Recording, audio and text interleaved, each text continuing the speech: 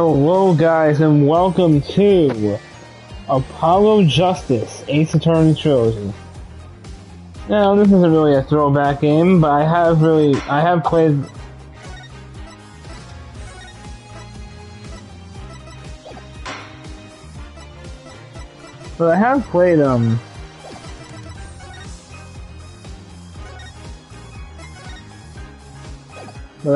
the old I did play the original trilogy of Phoenix Wright, not on here. I actually had it on the DS.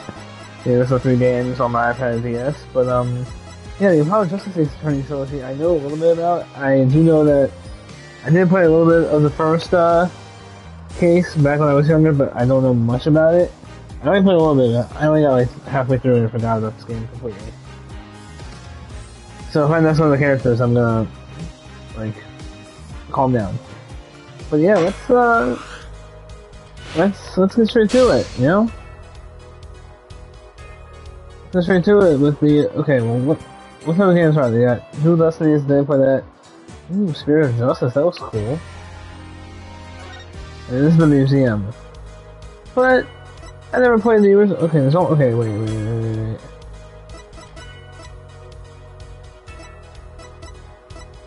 Okay, there's only 4 cases in the original. In the Justice Trilogy. I don't know who this girl is. I've seen her though. I don't know who that is. I know it's probably 4. You got 5. Oh, well, you actually got 6 for the special episode. And then you got, Spirit of Justice. You got 6 episodes of this, if you're including the special case. I'll decide if I want to do that. But either way, let's get going with the first game. Apollo Justice Ace Attorney. Here we go. This is gonna be good. Talk about Trump, okay. Yeah, I remember that episode and everything. I know. I can just skip episode 2. Actually, I can't.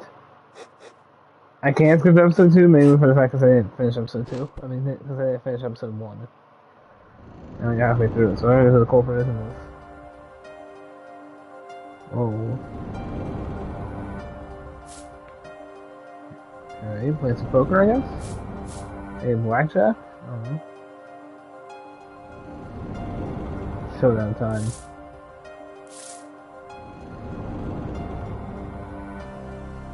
Okay, I'm gonna also do the voice of this. You lose. Ah! Oh shit, yeah. Yep. Someone got bonked over the head with a bottle. And blood comes out. Dude shouldn't have had that ace up his sleeve, you know? No one's bringing. He seemed to be in a bit of trouble. Something like that. Dead. Someone hit him hard. Me? Please. I have to be here any minute. I'm in your hands. Shouldn't come to that. I wonder who died. April 20th, 9:37 a.m. District Court, Defendant Lobby, number 3. Panicked. Palms sweaty. I can admit, I'm nervous. Palms sweaty. My knees are weak. Arms are heavy. I also don't, but there's no mom spaghetti. Good morning. Oh, who is this again? It's, Christoph Gavin? Good morning, sir. I'll try and do it. You look tense, Justice. Wound up tight. Wound up, sir. No, I'm loose. I'm fine. That screeching noise. This is your voice, I suppose it is to be expected. Your first trial, and it's a homicide. I guess Justice isn't small, eh? I'm fine. I got a fine energy by cores of steel voice. Workout, I'm fine. Ah, that explains it. I do detect a certain rasping quality to your screech. Should I give this dude like a Byakuya voice, like when I played Danganronpa? Try. I overdid it again. As you know, your client today is a good friend of mine. I wouldn't want to let him down, if you get my drift. Drift got it, sir. I'm all over that drift. What the fuck? As it happens, I dined with him the night of the murder. You can't let this case fall through. Yes, I'm fine, sir. One more thing. Don't say you're fine quite so much.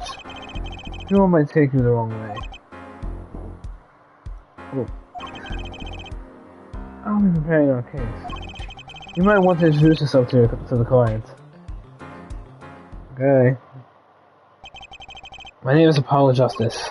If it isn't clear already, I'm a new attorney. And today is my first trial.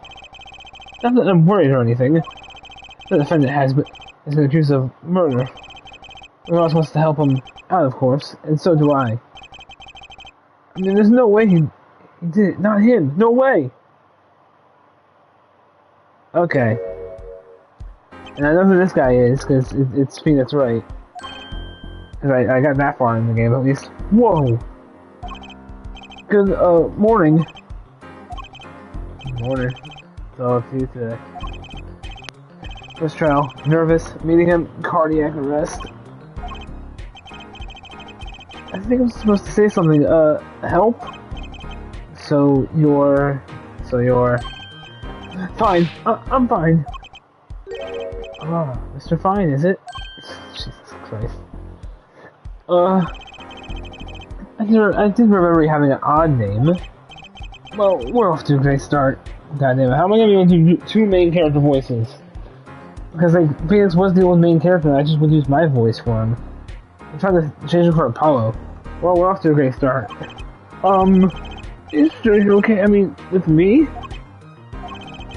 Mr. Gavin is a top-notch defense attorney. And he's your friends, so why... You'll see. You can do it. Be confident. I'm really sorry this happened to you. I mean...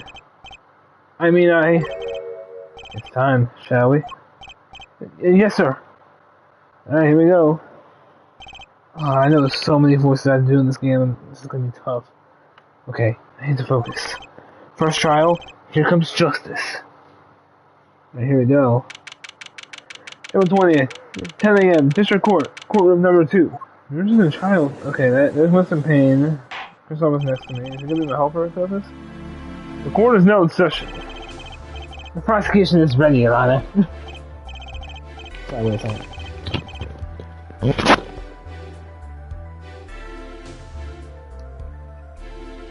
Hey. Yeah. Also, this is gonna sound really bad. Not bad, but like, is there any chance, like, if you guys can find the PlayStation charger? Mine isn't working. For all of my controllers. Yeah, but I can't use Anthony's. I'm using Anthony's.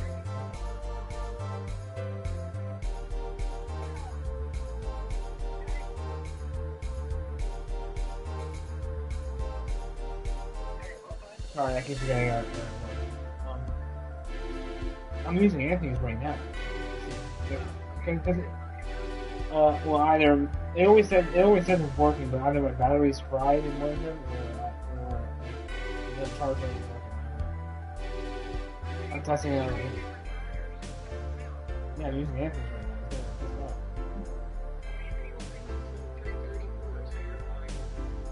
Okay, let's hope that there's any chance that you have another charge that maybe we can charge for that. And maybe that. Do you think that has a charger in his workshop that can work?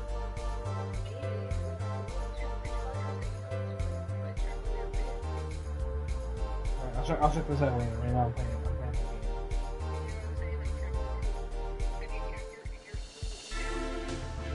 game. Nothing from today. Although my friend Evan texted me if you wanted to hang out or something. We'll see when I start work. That's a real question. Well, yeah, well, I also wanted to help with that, which is why I kind of want to wait until... Alright. Well, I think I already said that. He works at UPS. I'm in the middle of the stream right now. I can't really talk much. Okay.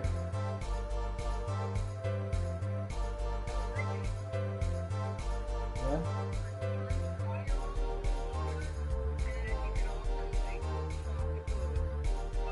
Okay, let me see. Bye.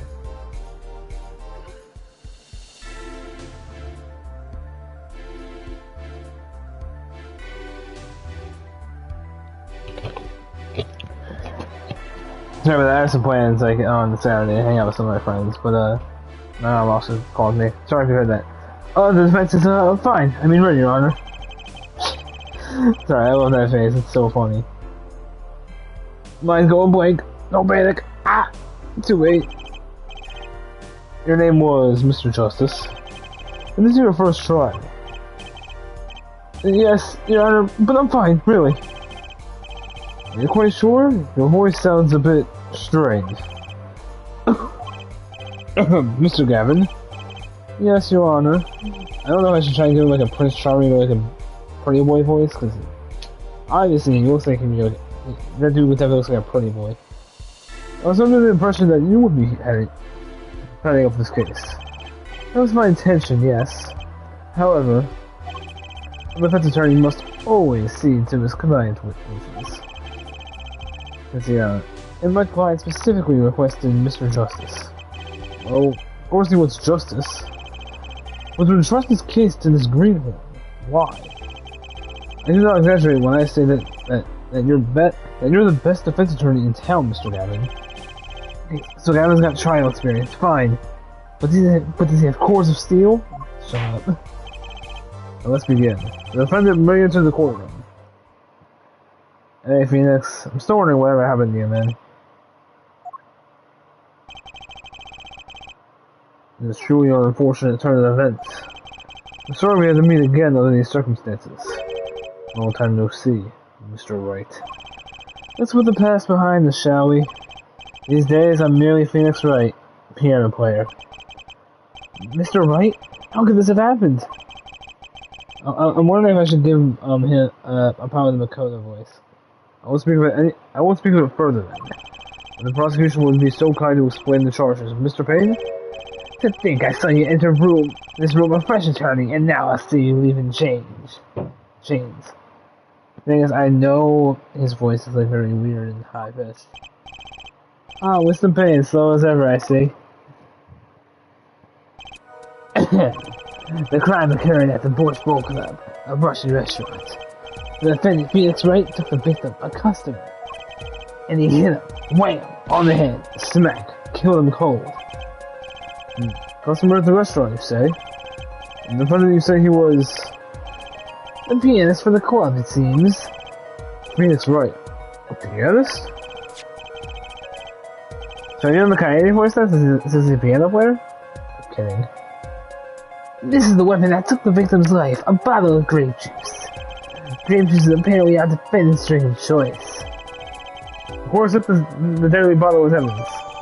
First off, I've never been to court before in my life, and I know for a fact that like how intense this game is. It's nothing like this. Okay? Hold on, look at the court record. I can switch tabs and look at the profiles as well. Actually, let's go.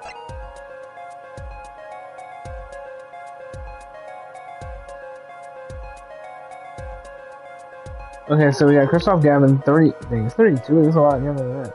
Boston Gavin Law Offices at first-rate defense attorney and my trusted mentor. He's 33. What? Wait, how much later in the future are we? Because Phoenix was 26 in the. Wasn't he 26 in the Trials and Tribulations? I gotta look this up just to make sure.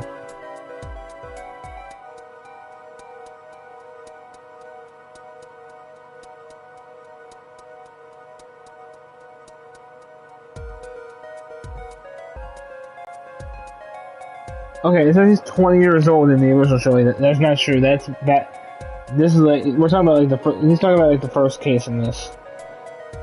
So in the original, okay, it says Justin Carroll he was 22. Oh wait, is this how old the games are? No, I'm actually.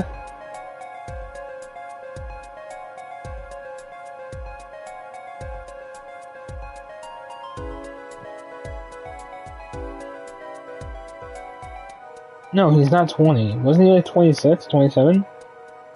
Sorry, we're like 7 years in the future? What the heck happened to Phoenix?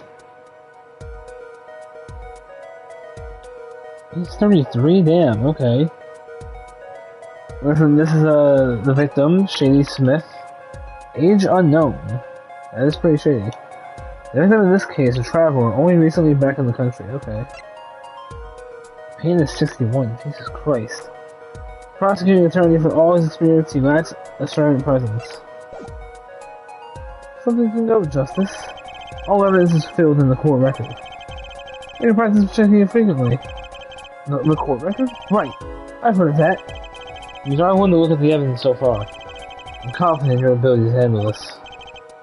Right, just use R1. Sounds like it's time for some hands-on action. So the victim was a customer at this restaurant. Who was this, Shady Smith fellow? You believe he was a traveler, Your Honor? But his voice is a traveler? According to his passport, he has been out of the country for a number of years. He had only returned to this country recently, though his place of residence is unclear. He has some sort of connection with the defendant? That, too, is unclear at present, Your Honor. Maybe they first met at the Boys Bowl Club on the night of the crime. They always just met them. Why murder? Perhaps the victim fled the defendant's piano playing? That doesn't appear to have been the case. No, the motive had nothing to do with the defendant's lack of playing skill. At least not piano playing. I'll have to further explain what I mean. Oh, damn. As we can see, a game of poker was in progress at the scene of the crime. Wait a second.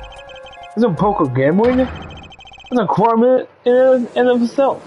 Oh, damn, okay.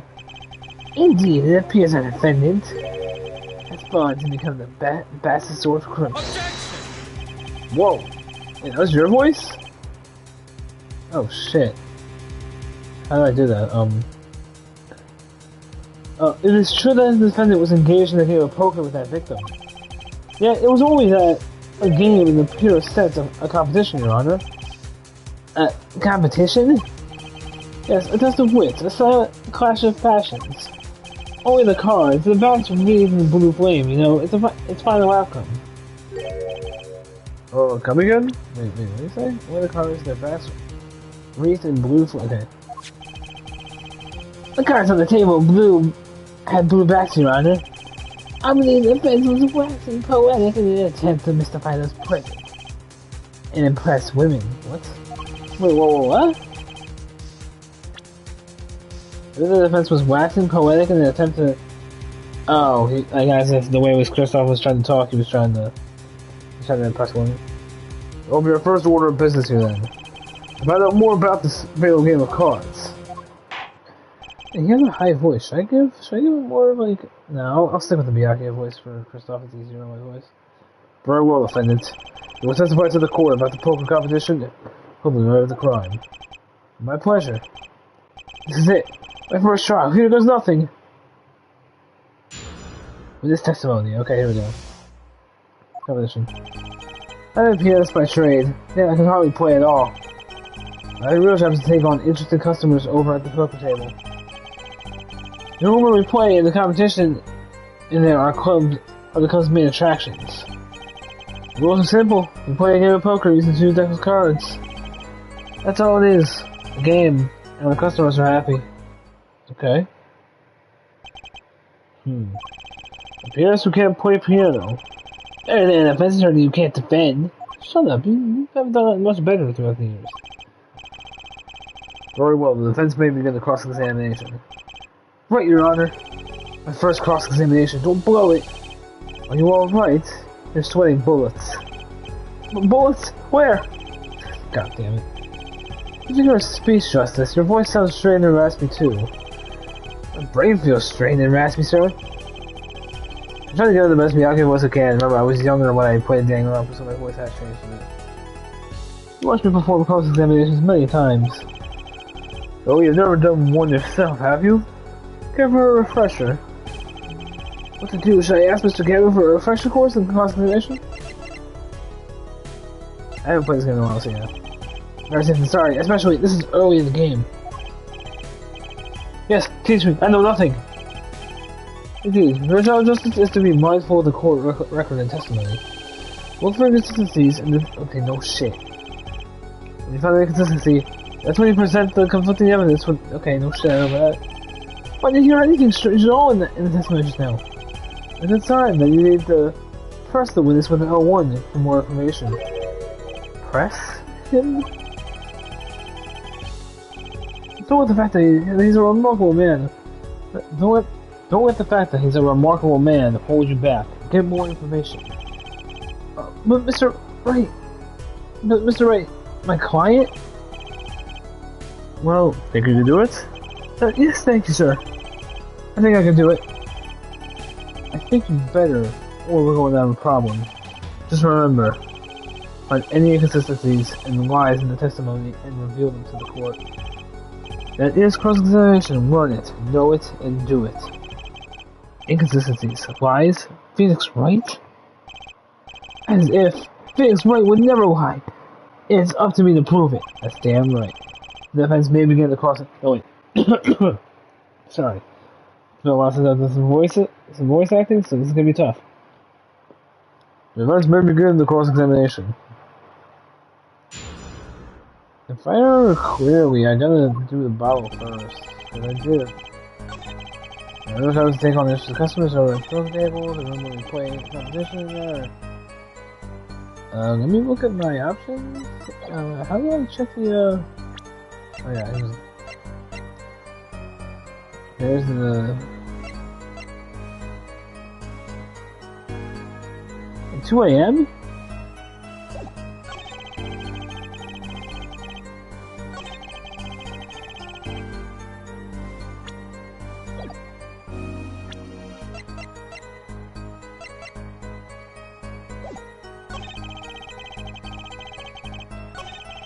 Normally play the competition, now the close main attractions.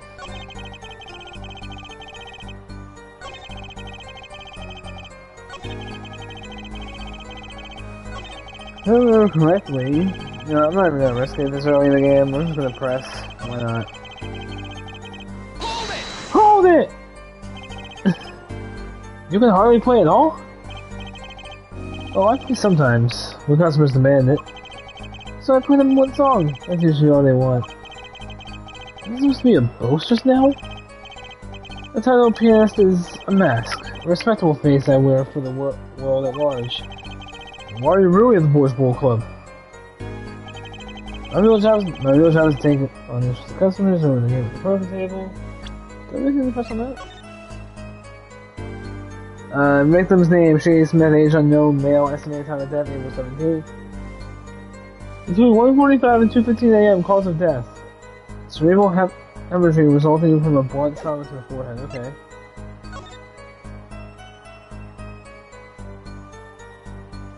It's really there. Oh, I think I examined this. Okay,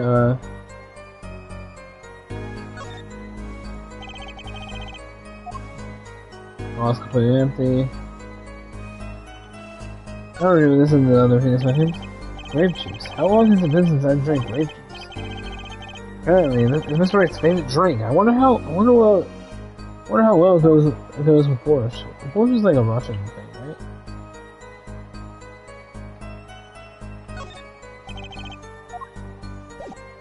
What am I supposed to begin with? There's a no, not. Hold it.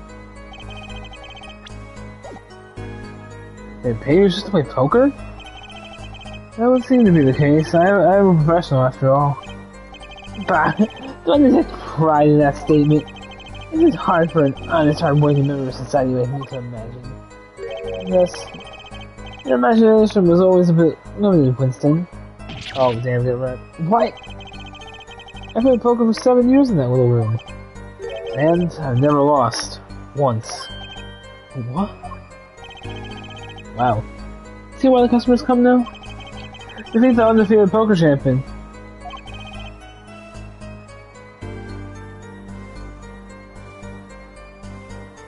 It's quite a draw. That is quite a draw. Wait, you never lost once? Not even one time? Like I said, I'm a professional. Dude, all these voices is really gonna make me look. really gotta put a rasp on my voice. It's been poker for 7 years and not lost once? Is that even possible? I don't know. My controller is still...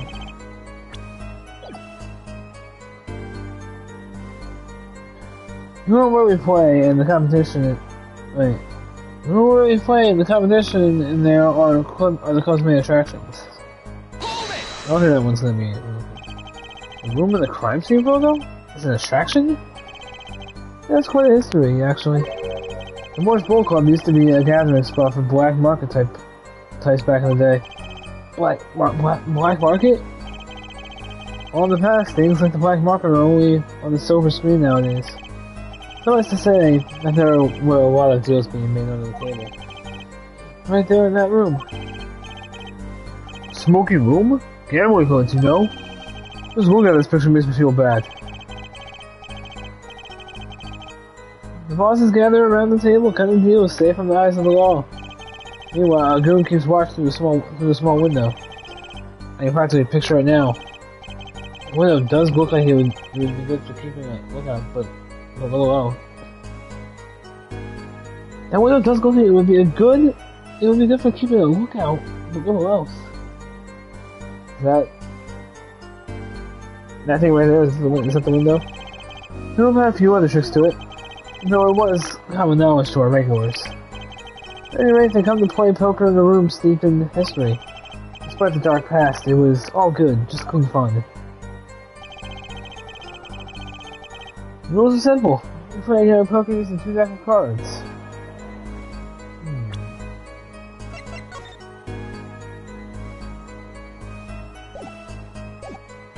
Let's press on that.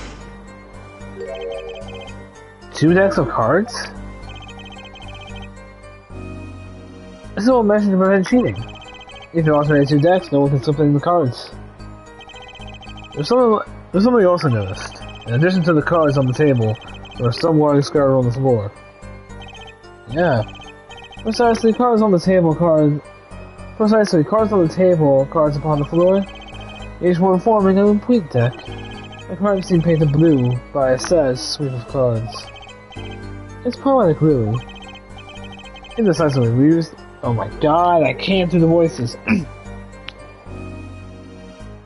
Incidentally, we used 2 types of cards in the club. One deck of cards was red, another blue. As I recall in poker, you make 5 card hands. I see how we'd be using the cheat. Yes, a game of hands.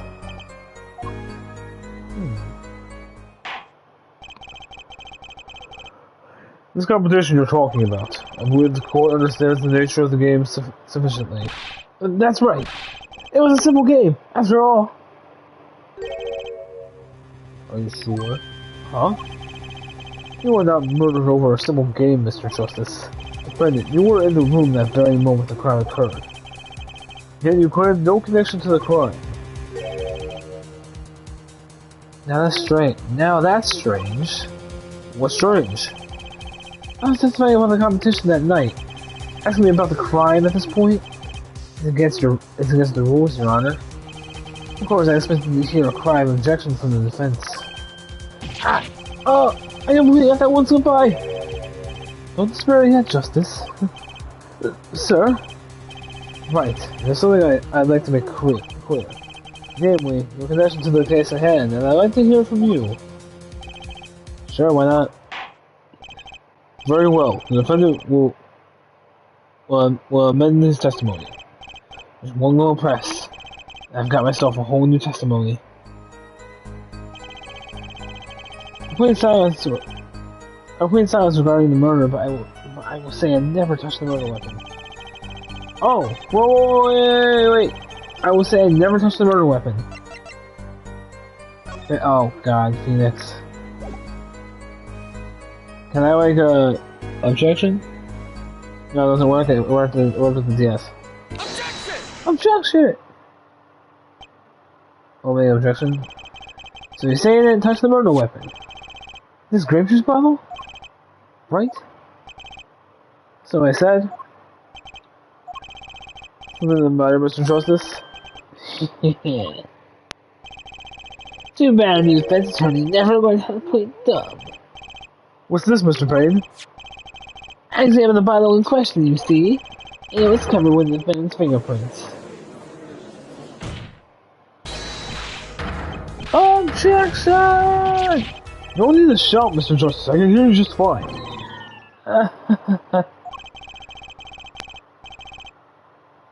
Excessive yelling could damage the judge's ears in our case.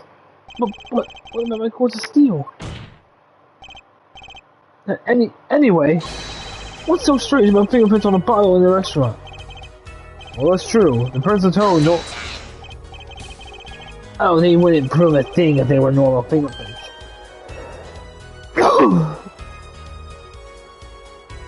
Huh? The fingerprints on the murder weapon were upside down. Upside down? What does that mean?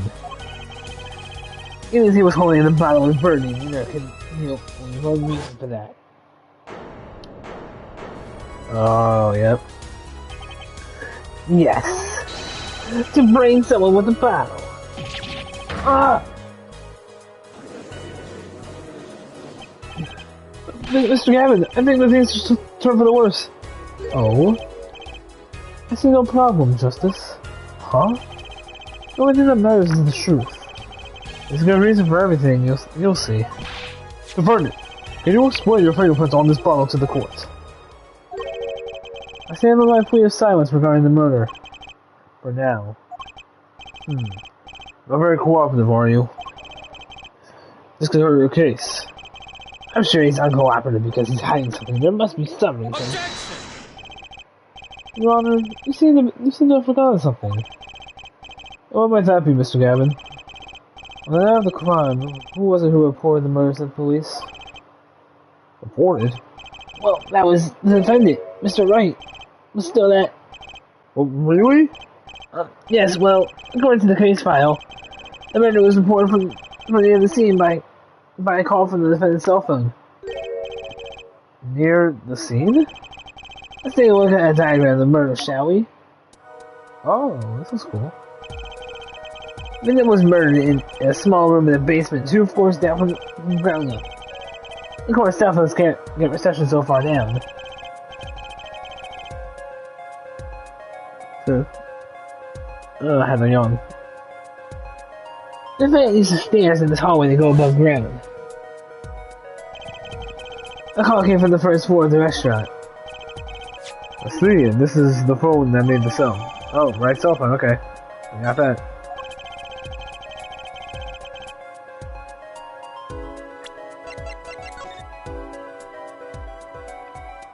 Wait, what?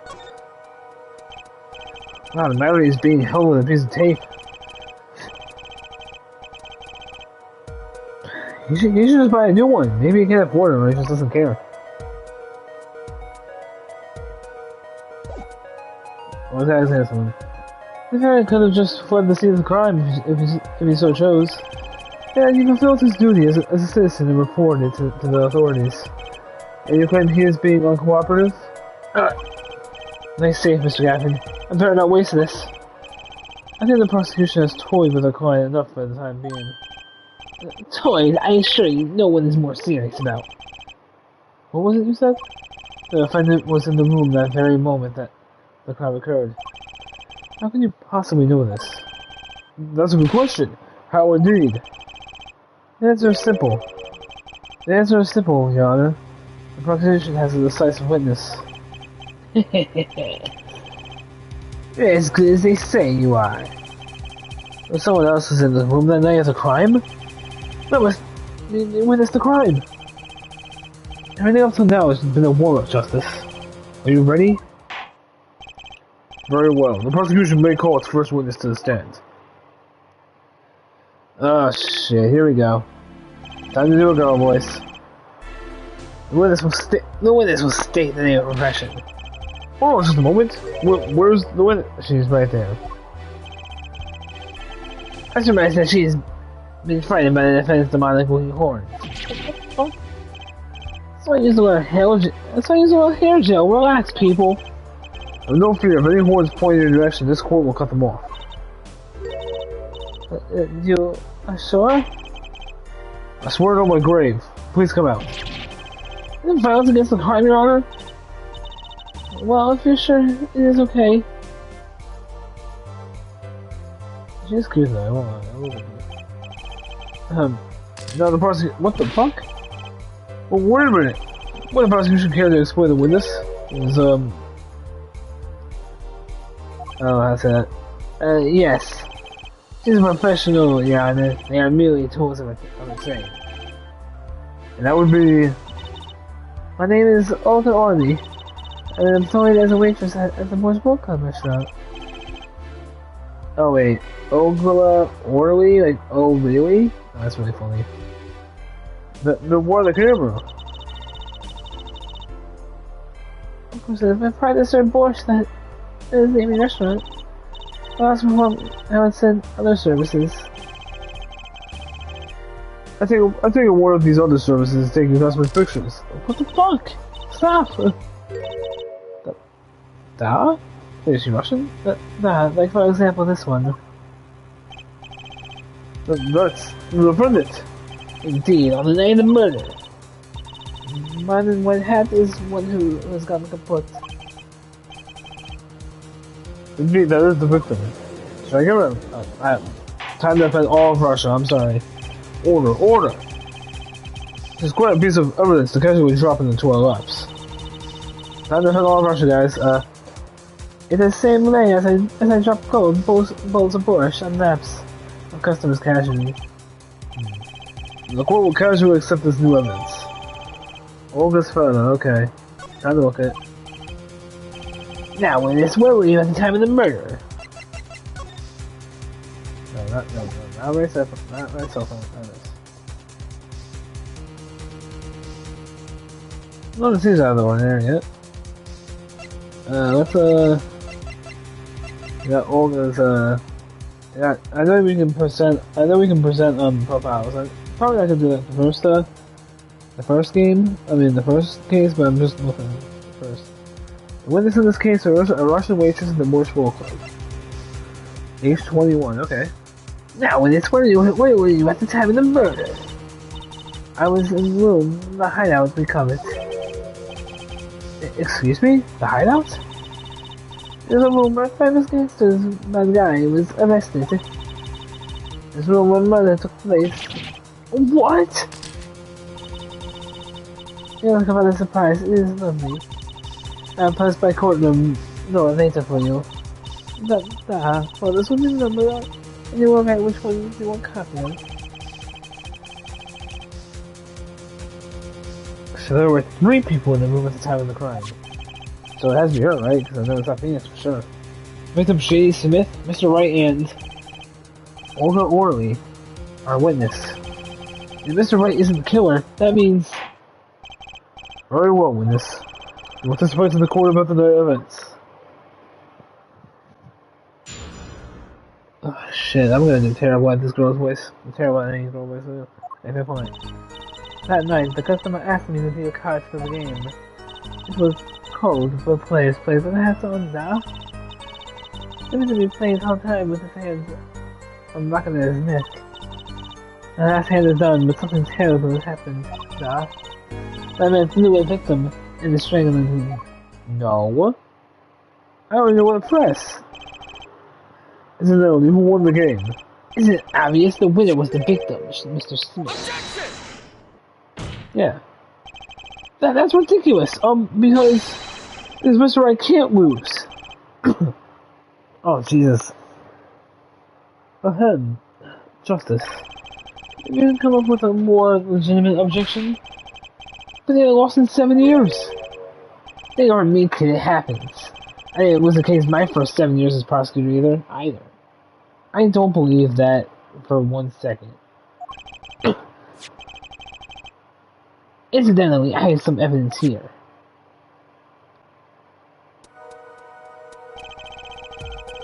These are poker chips as they lay up the very moment of the crime.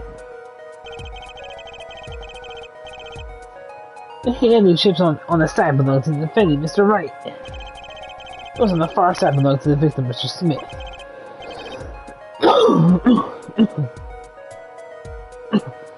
Chips, you say?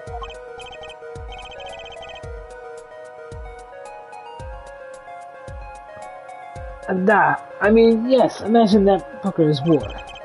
Your hand is your army, and the ships are the spoils. I know that, after all. In my youth, I was known as the poker head of quarters of it. I don't believe that shit. I think it means poker face. Looking at this picture, it does seem that most of the chips are on the victim's side of the table. Just what? Yep. Very well. The defense may cross-examine the witness. Well, I'm already gonna.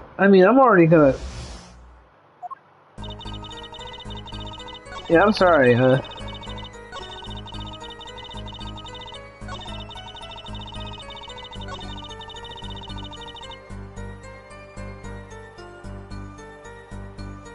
We got an autopsy, right? Yeah, this right here, single point to the forehead. Yep, there we go. That one was easy.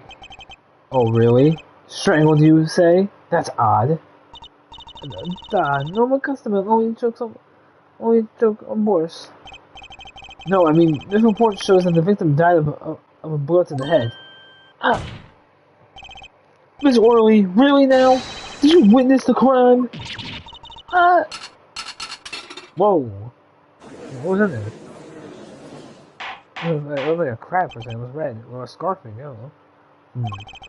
Look at the picture. It doesn't seem like he was hit. Still wearing his hat and everything. Yeah, it is the fact that he was hit, Your Honor. Ooh, yep. And then, here's a photo we took of the victim with his hat off during our investigation. Was he bald over there, really? Well, that's quite shocking, isn't it?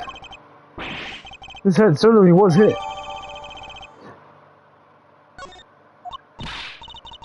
But I have seen it happen. The fact that he nudged the victim's neck.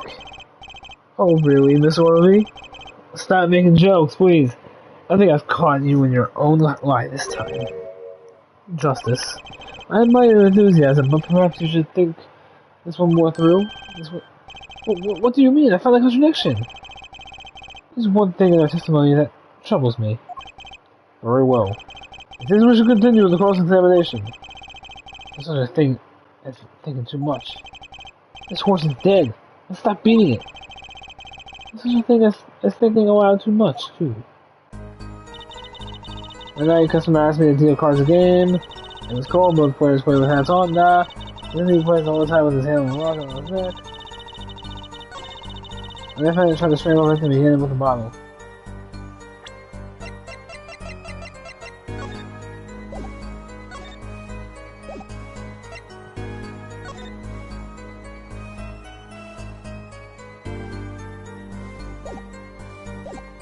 We're gonna press, okay? We're just gonna press real quick. Also, wait, I gotta do something real quick. I'll be back for a second. I'll be back in a second. I gotta swap the quiz.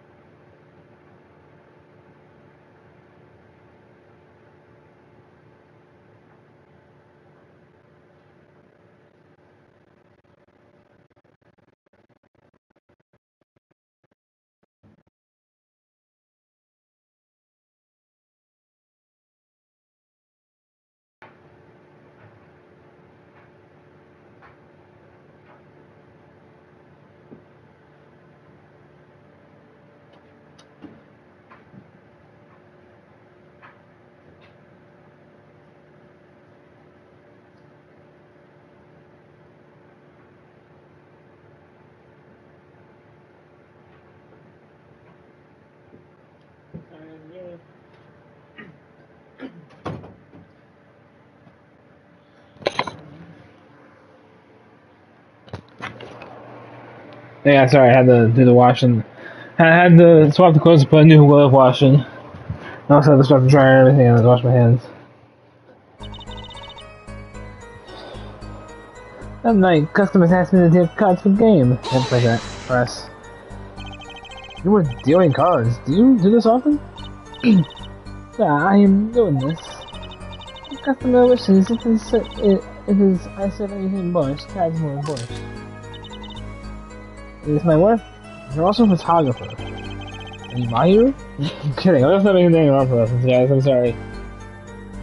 It's good to hear about a place that hasn't forgotten the meaning of services. Or service, I don't know what it is. Service. Lucky me the borscht both of them. My borscht is as warm as the waitresses. Thank you for not handing out flies during the cross-examination. Wait, do we have that, wait, do we have that now?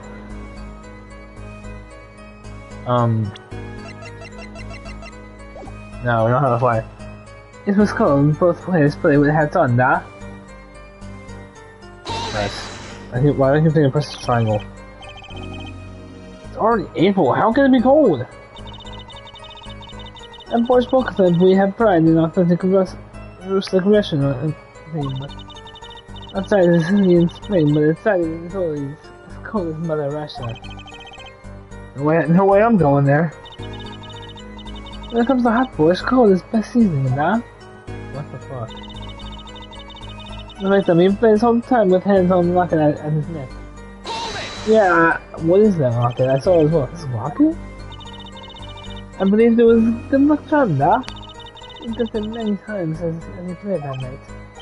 Yes, the wasn't probably still with my carrion to the moon stars. No, if it was small enough to fit around his neck, it wouldn't have much lift. No offense, with like a clarification, this is a rocket we're talking about. I mean, a pendant with a picture of him, right? Not a rocket. Of course I knew that. It was probably a pendant shaped like a rocket. That's why she called it that. No, a rocket's a rocket. It doesn't...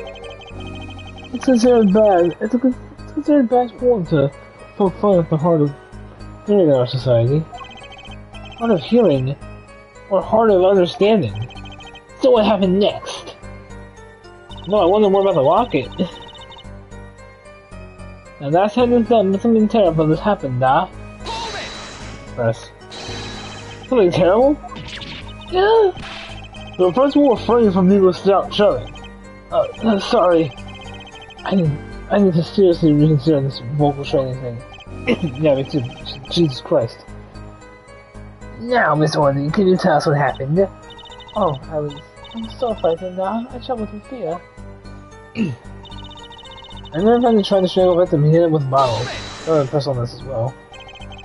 You didn't say anything about hitting before. Not it. Let's begin this now. Wait, you will take greater care with your testimony. Oh, I'm so sorry, Your Honor. The defendant made the strangle while his victim didn't change his mind. It was a simple blunt means to do the job. Yes, that sums it up nicely. So he strangled him then hit him? Something's fishy about all this. Go ahead, I believe you know what is... Wait. Go ahead, I believe you know what is needed to do. Oh, right, sir, leave it to me. There were only 3 people in the room at the time of the murder.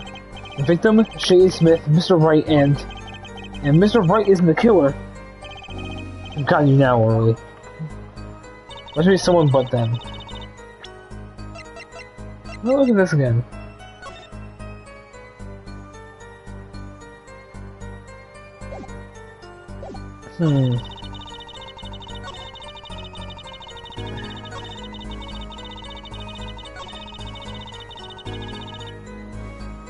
Two things. One is out of this. Is that an autopsy again? Because it... No, because that does cover the autopsy. Give me this. Give me this.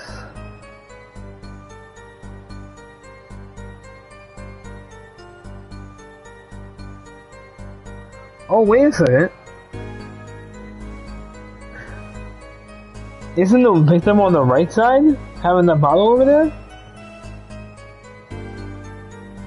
So then wait, yeah, there's the same Phoenix was on the left side? There's no bottle on the left side. Objection! Your Honor, what do you think about the witness statement? I'm not sure I follow you. It's fully, contradicts the, I thought, oh, damn. You don't sound very sure, Mr. Justice. Objection overruled. Shit.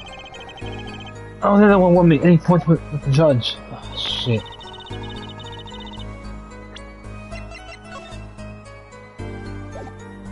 What is this one right here?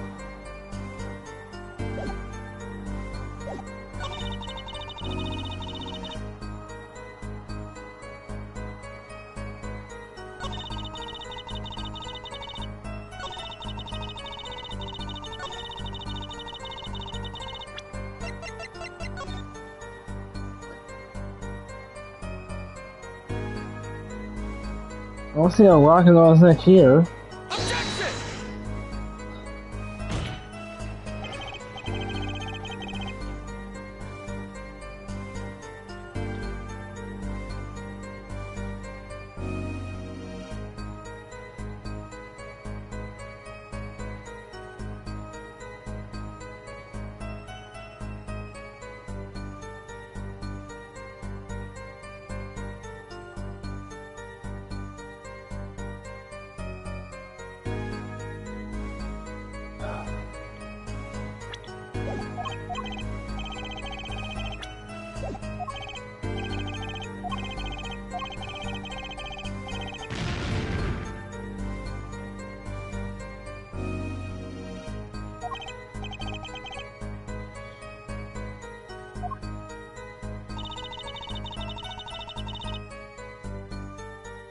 Damn, okay, I don't really...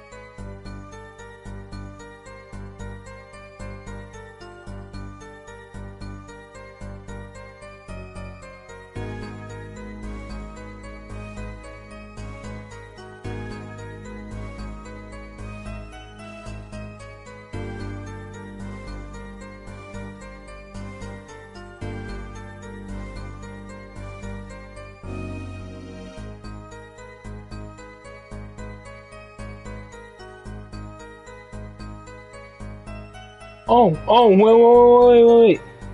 I'm sorry, I was looking at this quietly for some reason. She said the victim, not the defendant. Holy shit. Oh, I'm so dumb. Look at this photo right here. There's no locket on his neck. Oh, I read it wrong. I thought it was the defendant. Oh my god. You know, there was one curious part in her testimony, just like Mr. Gavin said.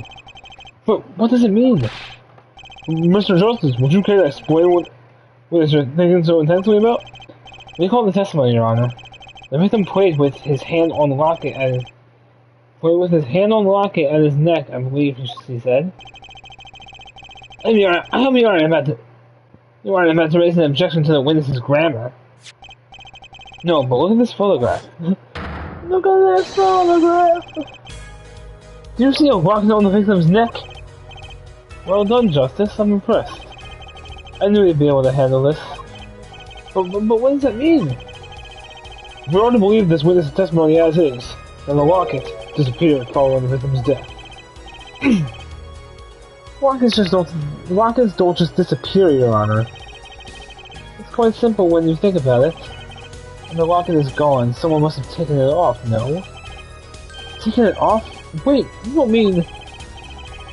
The defendant wasn't strangling the victim at all. He was taking off his locket. And as I explained...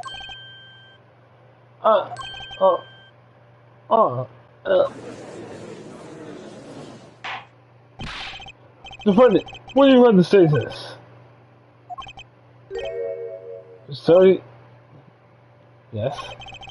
I just noticed this, but you have something hanging around your neck, don't you? That's why I thought. Yeah, that's why I thought this was a locket. No, this is why I thought, what was I gonna say? What the fuck was I gonna say? This is why I thought, my neck was. This is why.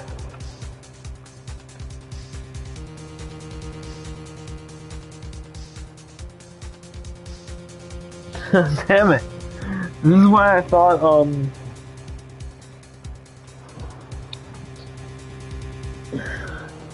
This is why I thought that, she said defendant. Well, this is why I thought defendant. I know she said witness, I said witness, and I was voicing her, but this is why I thought defendant, because I saw this lock around his neck when he first came up. There was something hanging around your neck, don't you? Oh, you mean this? Yes, it's a locket with a photograph inside. A photo of my daughter. Wait, what? Wait, you have a daughter? Okay. What? Who did he... So, who did he have sex with? What girl was in this... Who did he have a child with? I mean, it could be some girl we don't know, but what... But, like, I'm trying to think right now, like... What girl would he have a child with? I mean, the only girl I can think of is Maya. I mean, Maya was 18 in a trial situation, so it wouldn't be bad, really. I know it sounds bad, but it honestly wouldn't be bad since she would be 18. It would be legal. I think it's only 26. Not that much of an age gap. Actually, it's an 8-year age gap, but that's pretty big. Iris, maybe? I mean, they were closer in age, but didn't she go to jail? Okay, you know, I'm not even gonna ask any more questions, it's just gonna get weird. Come again? Mr. Wright, you have a daughter? You are right at the time of the arrest. The picture in the locket is indeed Mr. Wright's daughter. So Mr. Wright has a locket too? Why do I buy that this is just coincidence? Yeah, I'm honestly curious now of like where we're at, because I think this is where I quit when I learned that he had a daughter. Well now, the results of this poker game led to the murder. Perhaps we should hear a bit more about the outcome of the game. I'm still wondering, who is Phoenix Wright either married to, or who did he do it with? There's only two girls I can think of, either Maya or Iris. If you don't know who Iris is, watch Case 5 of the Trials and Tribulations of the third. Watch someone play the final case of Trials and Tribulations. You don't know who I'm talking about. Further testimony won't really be necessary. It's clear the defendant lost badly. Yeah, I can tell with the ships and everything. Miss Orley will testify to the court about the game played between the victim and the defendant. Duh.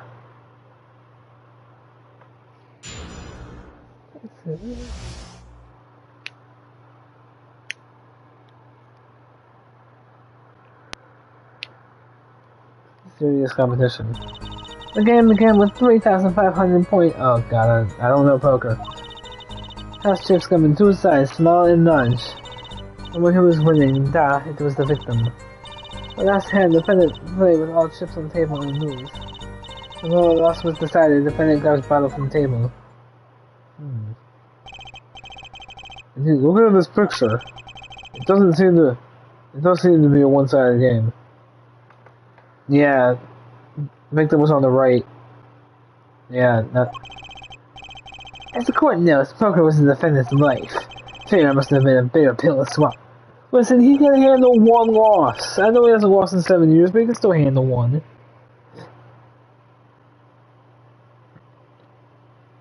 How many times have I heard these words? I don't know for the anger, Your Honor. A common tale, but true. He thinks the judge watches too many old court movies. Mr. Wright saying he hasn't lost in 7 years. So his testimony must be wrong.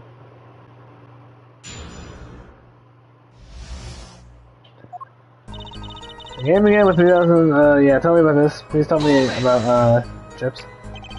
Are those the usual starting points? Were any special rules used? No, not special. Usual games, usual rules.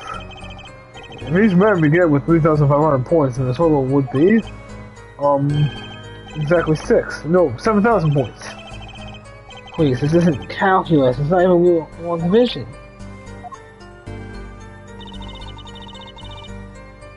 That just comes in 2 sides, small and large. Okay.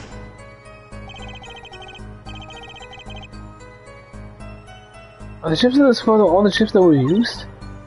Nah, of course. Something's fishy with these chips. Should I press harder? Yeah. Maybe you can explain a bit about these chips? Explain what is that to be explained? Shut the fuck up.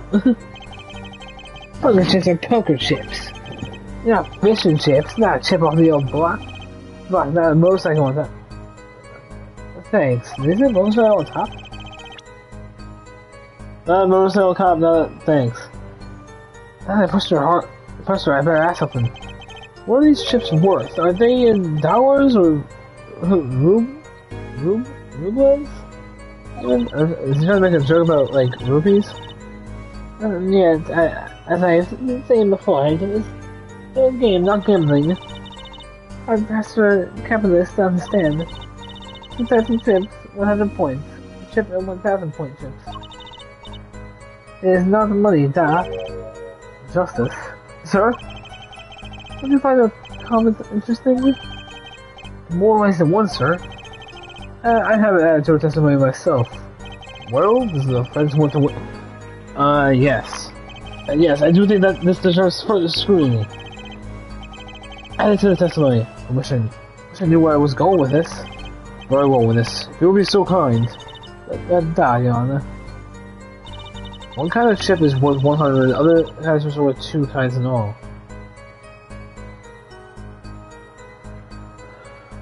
Oh, let's present, because I'm pretty sure we can do this one. I mean, the only one I can think of is this one, because it has the chips in it, so let's present. Objection! There we go. I think we got it. You're sure it was the victim who won? Absolutely sure? Even our new attorney is a bit confused. According to the picture, is enough to tell you who won. If you're not in kindergarten. Just for safety's sake, could you explain the problem to the court? Of course, Your Honor. In this photo, I see small chips and I see large chips. Tell me, which one worth 1,000 points? Why, the big ones, of course, duh. Oh, I thought so too. But then the totals don't add up. The totals? Let's review what the witness told us. Each man started with 3,500 points in chips. And the combined total value of the chips was 7,000 points. Yes, if my calculations are correct, let's see. The 3 plus 1 carry the 5. Your Honor, now, look at this photo. That allegedly shows all the chips. Oh, what's that sense? If the big chips are worth 1,000 points and the small chips are worth 100, and you add them up, oh, they're not. Oh, how much is it? Do it yourself. You aren't in kindergarten, are you? 10,600 points. The chips don't add up. This clearly contradicts the witness's testimony. Okay. But why? How could this be? Exactly, Justice. Now that you know the what, you must determine the why. Right, there's only one possible way to explain this contradiction. Check that. The thing here is the number of chips, right, Sam? Why are you asking me? Just in case.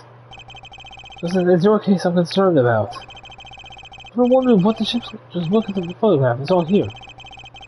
I was just guess. Even our judge with this failing eyesight could count them. This isn't the only thing failing the judge. Oh my god. Let me ask you again. Right, there's only one possible way to explain this contradiction. This calculation makes the answer clear. The total combined points at the table was 10,600. And each man started with the night with 5,300 points. 5,300? That's rather half-baked. That's rather a half-baked score which to start the game. Justice, but different starting points really change anything?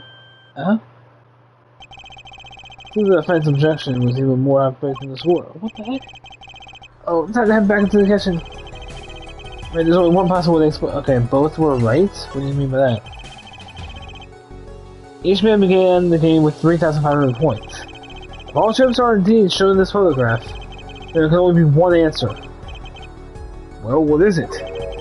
The value of the chips was the other way around. Well, what? Want to know what I think? The small chips were worth 1,000 points, not the big ones. Madness! Utter madness! Show me that photograph of the chips again. There are 6 small chips and then 10 large chips. Well, that does make 7,000 points when you add them up. Excellent work, Justice. It's almost as though you figured it out by yourself. Well, I was just glad that I was the one who said it. But wait. I thought the change may be different, but the change is nothing.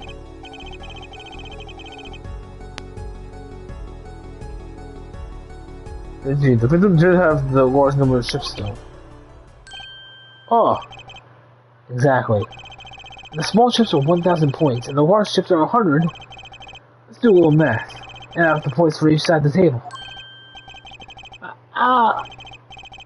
The victim, Mr. Smith had 2,900 points, 4,100 points. What else did they say?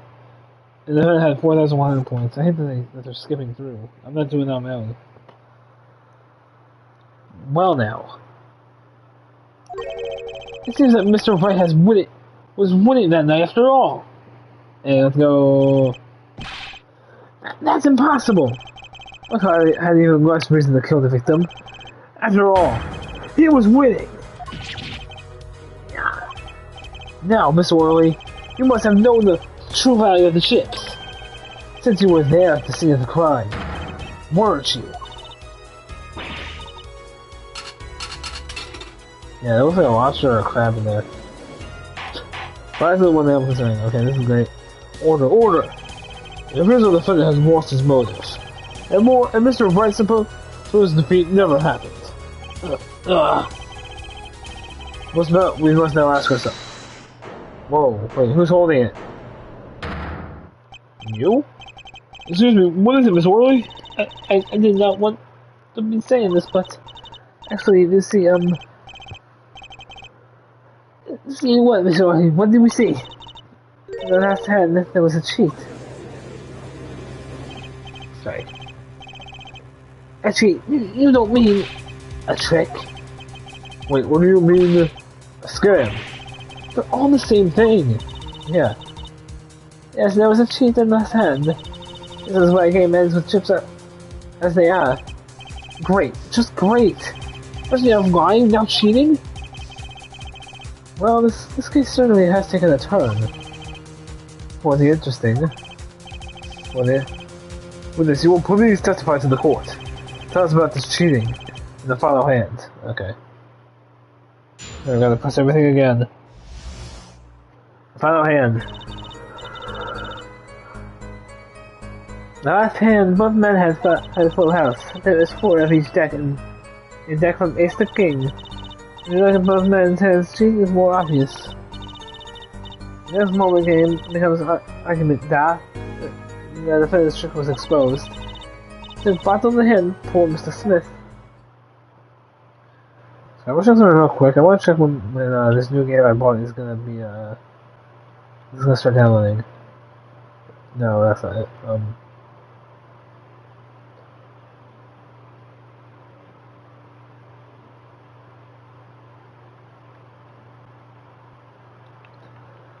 I pre-ordered it. It comes out in 2 days. Actually, it's gonna be 3 days. Sorry. Miss Orley, well, why did you not tell the court about this one from the very beginning? I'm gonna try to go Apollo voice instead. I thought I smelled I thought I smelled a cover up here. Well, folks, it's time to throw back the covers. Full house is a very high score in hand. Not easy to make in my experience. And that was enough to suspect less than scrumptious tap. Mr. Gavin? What's a full house? Players these days, you don't know your poker. I gotta say, this bodes well for your case or career. What is this? Some kind of secret court poker ring? Justice. You know the terms 1 pair, 2 pair, and 3 of kind, yes? Yeah, no problem. 2 cards with the same number makes a pair, and 3 makes 3 of kind. Good. A picture a hand with 1 pair and 1 3 of a kind. That's a full house. Oh wait, it's a full house. That doesn't sound very easy to make, does it? You see each player's hand in this photo. So it has, okay, so 2 aces on the right side and a king. Yeah, someone did make a full house with 3 kings, 2 aces. Wow, they both have full houses. You forgot, it isn't easy when they make a full house and go in the field for 7 years. You cheat.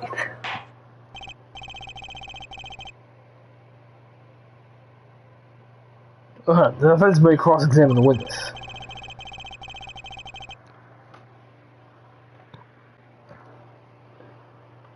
If he did cheat in the last hand, that still is one important question. Mr. Wright lost that hand? Who's ever heard of a professional con man losing when they cheat? Yeah. Final hand. Final hand, full house. Just how hard is it to make a full house anyway? It is quite hard, huh?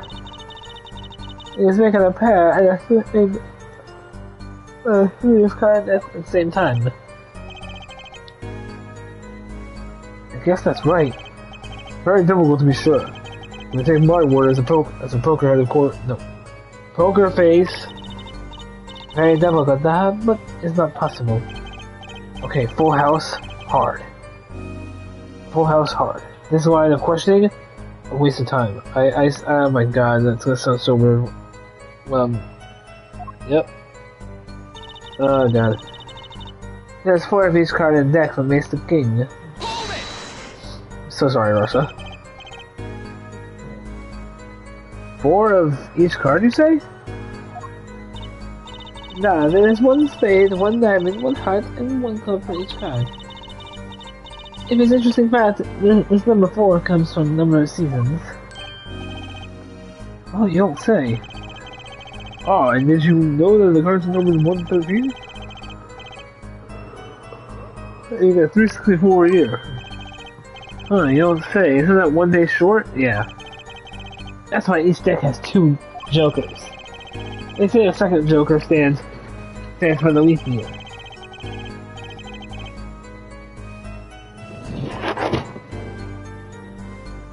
For the year, all in a deck of cards. Huh? You don't say? I'm going to be in this corner for a year if it keeps going like this. You look at both men's hands, the sheet is more obvious.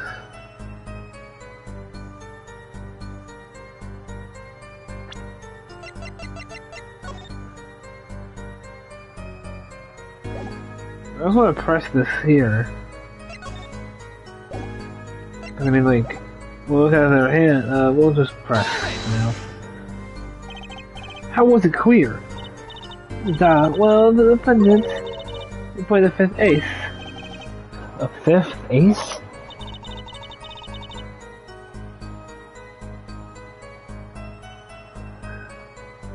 I still remember both hands very well.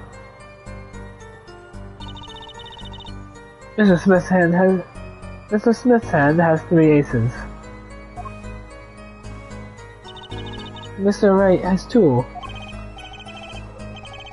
Oh, sorry, Mr. Smith had 3. Obviously, cheating was a foot, or perhaps I should say hand.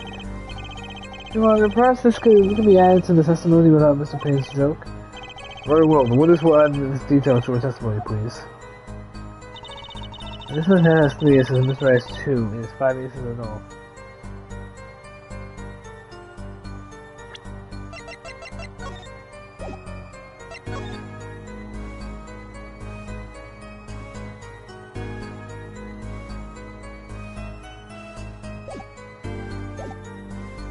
5 aces in all.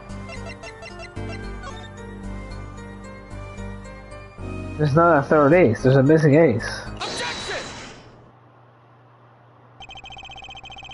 It appears the witness is mistaken. Mistaken? My name. Look, this piece of evidence clearly contradicts what you said in your testimony. That's the photo of the chips, is it not? Justice. Perhaps you ought to explain your point in a way that the judge can comprehend. In other words, use your finger to point out the point. Yes, please point out the contradiction in this photo. I'm not gonna point out contradiction. Oh shit.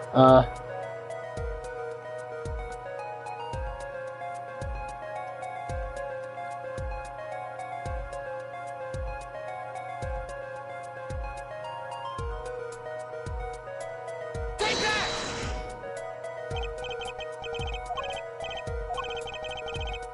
Where is it that you're pointing?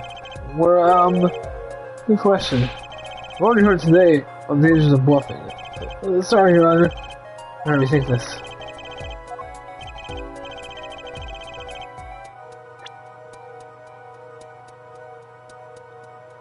The way they like me like. Okay, I was presenting the wrong hand, the wrong side. God, I'm such a dumbass. Ms. Orley, in your testimony, you made the following claim. Mr. Smith's hand had 3 aces. But as you can clearly see, the victim's hand only held 2 aces. Oh, well, maybe the witness was simply confused. Perhaps it was the defendant's hand that held the 3rd ace in question. Oh my god. Take another look at the evidence. Yep. Mr. Wright does have, oh, as you can see, the defendant also had 2 aces in hand. Where's the 5th ace? I keep cheating alright, and it's going on right here in this courtroom. 2 aces in each player's hand doesn't make 4 aces total. How do we prove it's cheating?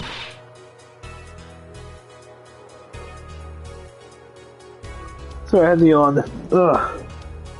Oh, wait, please. It is true. I have seen it. The face. It was cheating, I swear to you. That's odd. She must be lying. Yet she's the most sincere. I've seen her all day. You're right to trust your instincts, Mr. Gavin. Who knows what lies in store for us in the trial ahead? Your Honor, if I may, I have a suggestion. What might that be, Mr. Gavin? If you don't mind, perhaps we might examine the actual cards. The cards? Mr. Payne? Yes. The player's hands that night were set aside as evidence, were they not? The defense would like to request that the cards be shown to the court. Very well, the prosecution will submit this evidence. Which will you examine?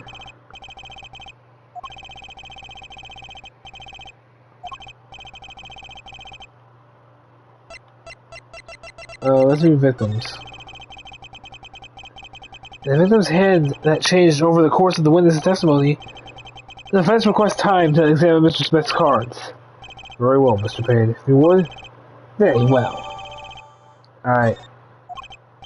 Oh, time's wasted. Get to it, Justice. Yes, sir. When examining evidence, be sure to view it from all sides and angles.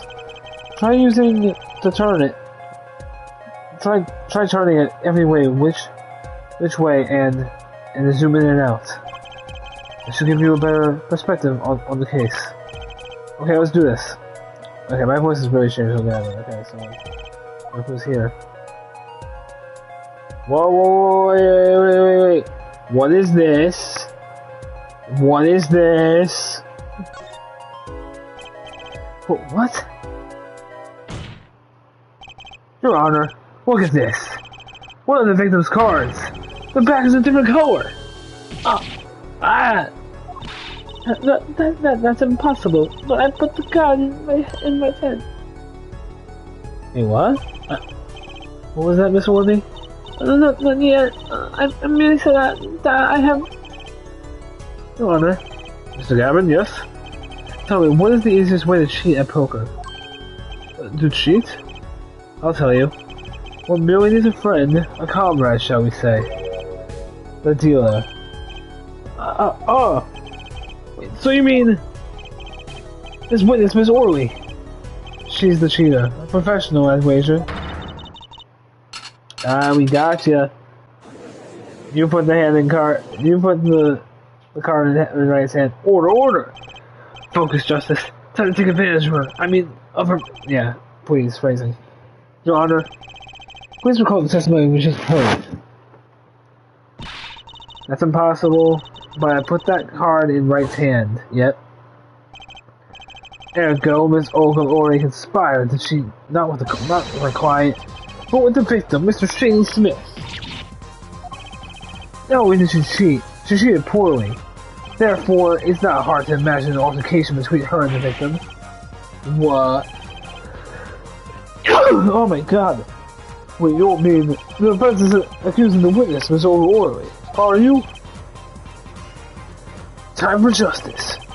There were 3 people in the room at the time of the incident. And if Mr. Wright isn't guilty, that means... I am.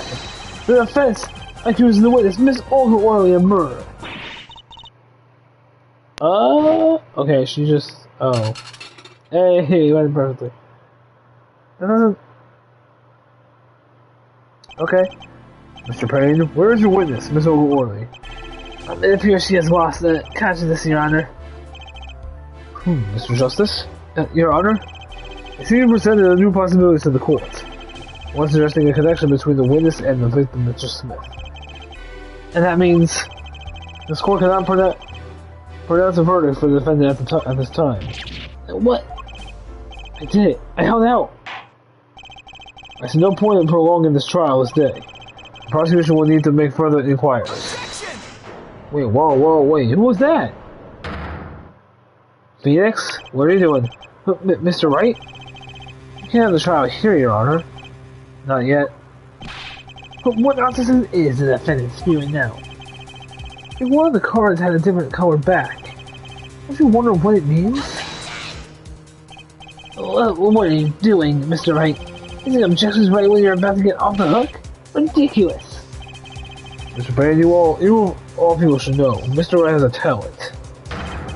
For the ridiculous. Yep. Perhaps we should get to the bottom of things. Let's clear up the facts about the game that fateful night. As we said before, we altered between 2 different cards that night. That was said before. The 2 decks at the club have different colored backs, blue and red. 1 color per deck. Why use different colored backs? If we use the same color, the 2 decks might get mixed. Use different colors and they still got mixed up. We used the red deck for the last game. I see, but that's odd. For some reason, I had this impression that you were using the blue cards. Yeah, me too. If someone said something about blue cards.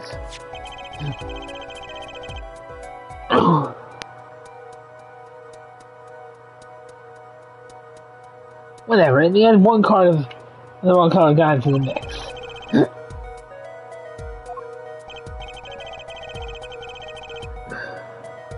Yes, a card slipped into the deck would seem to indicate cheating. Yet this card raises 2 serious questions. Apollo? Yes? Let's consider the first question, shall we? Think. In the last game, when was the card swapped? When? How the fuck am I supposed to know? There are 3 broad possibilities here. It could have been swapped before the murder, during the murder, or after the murder. Well, yeah, thanks for the news bulletin, Mr. Wright. Of course it was swapped. Oh? It might be as simple as you think, Mr. Payne, or it might not be. I deal with Apollo things first. When do you think the cards were swapped? When was the card swapped into the deck?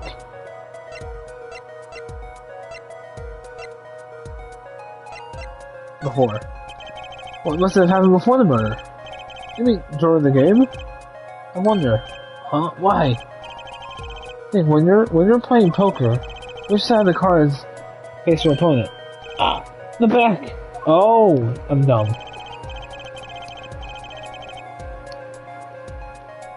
Sorry, I'm saying a bit loud about here.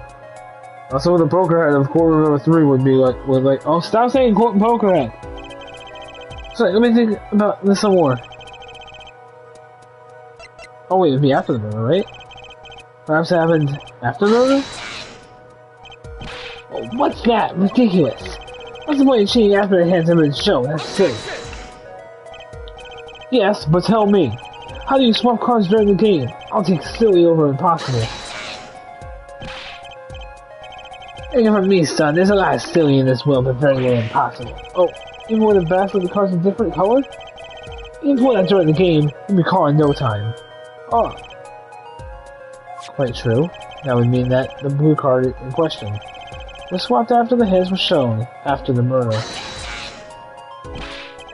Okay, this is going past silly and strange and crazy. Ask again, what's the point of cheating after the game's over? Who would do that? Who indeed? That's one of the mysteries before us. There's another! Yes, a simple yet decisive question must be asked. Who swapped the red card for a blue card? Who? The game of the murder is done. The victim is dead. Only two remain in the room. Alive, that is. The defendant Phoenix Wright and our witness Olga the Orderly. Okay, so who wasn't that swapped the red, Oh. Could be a third party. I'm gonna go ahead and say someone else. The one who swapped the cards wasn't Mr. Wright, of course. And well, it doesn't seem like it could have been Olga or either. What are you suggesting? That's hardly a logical conclusion, I'll admit. As a defense, I think it only makes sense to rename Miss Orley at this point. I'm fucking dumb. But she was the one who dealt the cards, right? I just can't believe she would make the mistake of swapping the wrong color card. Wait, what is it? Yeah. If the card was swapped during the game, it would be obvious. Something I'd like to share with the court, Mr. Wright. Oh, my apologies, Your Honor. I was just thinking how much fun all this is. Sorry as well. Fun? How am I confessing? I have no idea what the defense is claiming, Your Honor. And the one who swapped the card wasn't the defendant and wasn't Miss Orley. And who was it? Yeah, well, that is the question, isn't it? Precisely. Huh? I believe we're about to see this case take a new direction. A new direction? A new direction, sorry. We'll find that indeed after the murder. Someone swapped one of the cards in the victim's hand. And that someone made two critical mistakes. I'm sure you're going to tell us that the first weapon was the wrong color red. Because the one who did the swap didn't know two colors of the cards were being used. Another mistake was the number on the card. Right. The person replaced the fifth ace with a king. Sure, whoever swapped wasn't expected to be a fifth ace after all. Oh wait. All they knew was that the game had been won with a full house. So they picked up the king from the table and swapped it in. But there's one problem. According to our case record, this person doesn't exist. True, not until now, but you have to admit the possibility of a fourth person. No, it's more than a possibility. There was someone else there that night at the scene of the crime. What? I believe the judge spoke truthfully earlier. You do make the trials ridiculous, Mr. Wright. The trials has proceeded on one central assumption. Namely that at the time of the incident, there were only 3 people in that room. I believe this new evidence, shall we say, overturns that assumption. The problem is that you chose to conceal this information from the court. I suppose there's a problem, yes. Court is adjourned for a brief recess. Mr. Gavin, I'll see you in my chambers during this recess. Certainly, Your Honor. Very well, the trial will resume in 20 minutes. Jesus Christ. Should I stop here? How long have I been streaming for? Hours 83? That's good. I'll do the rest of the case. 1241. That was quite unexpected, Mr. Wright. There's something we claimed there was another person at the scene of the crime like that. I must ask, is it the truth? Well, now, I think you would know the answer to that. Sorry, he was doing like personal. Ah, being mysterious, or we certainly have no time for mysteries. I only ask that you leave the defense. I only ask that you leave the defendant to your defense in the future. Otherwise, I cannot guarantee the outcome. I see you haven't mellowed one bit. I see you haven't mellowed out one. I see you haven't mellowed out one bit, Kristoff. Justice. Yes, sir. The judge has summoned me to his chambers, so carry on without me. Oh shit, we don't have anyone helping us now? We did well, Paolo. Can I ask you something? Sure. The locket you wear. Oh yeah, I want to know more about your daughter. Is that really yours, Mr. Wright? Also, who did you do it with? I'm concerned about that. Yeah, I'm really concerned about that.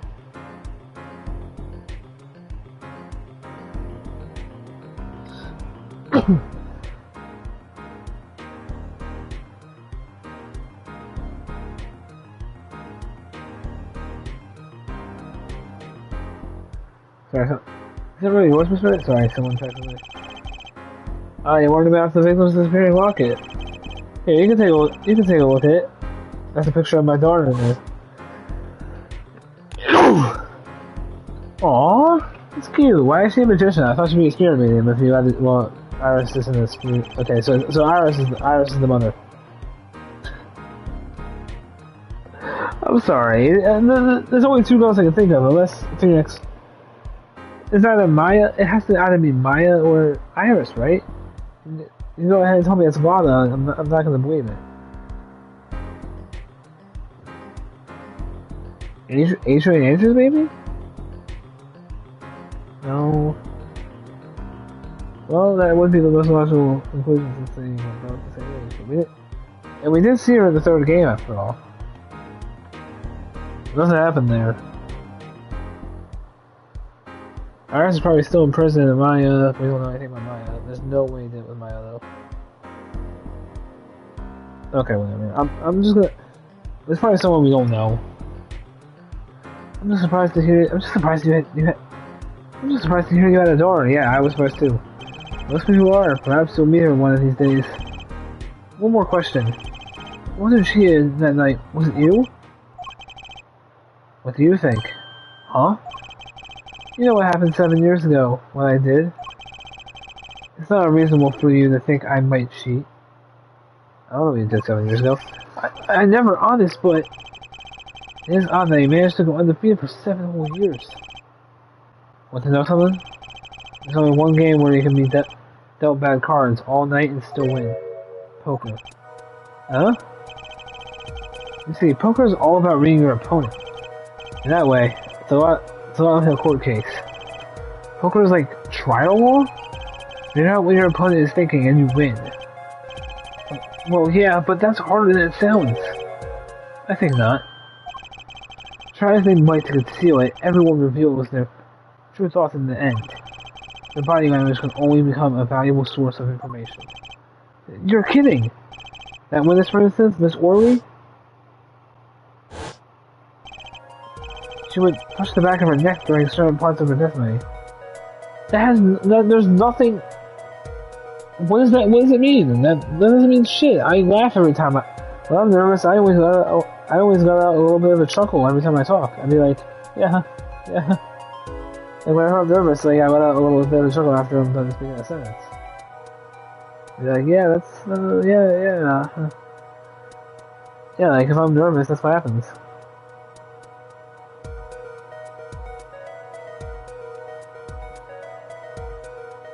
She was touching the back of her neck during certain parts of her testimony. That doesn't mean shit, though.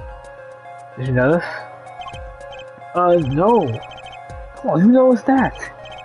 Words, habits, twitches, it's all information for the reading. That's the secret to winning, Apollo. Someone taught me, and now I pass the signal on to you. But I'm not worthy. I mean, there's no way I'll pick up on those signals. No, you can do it. Huh? You just don't know it yet. What's he talking about? But you will. Soon. Ah, almost forgot. One more thing about this case. You should know I haven't told the truth to anyone yet. What? I knew it! I have my reasons, of course, that all shall be revealed. Apollo, I need you to be the defending me. I need your power. My power? I had no idea my course of steel was that special. It's time. The real trial begins now. Do your best. Please tell me I don't have to investigate now. Yes. If not one, yep, I'm gonna say that.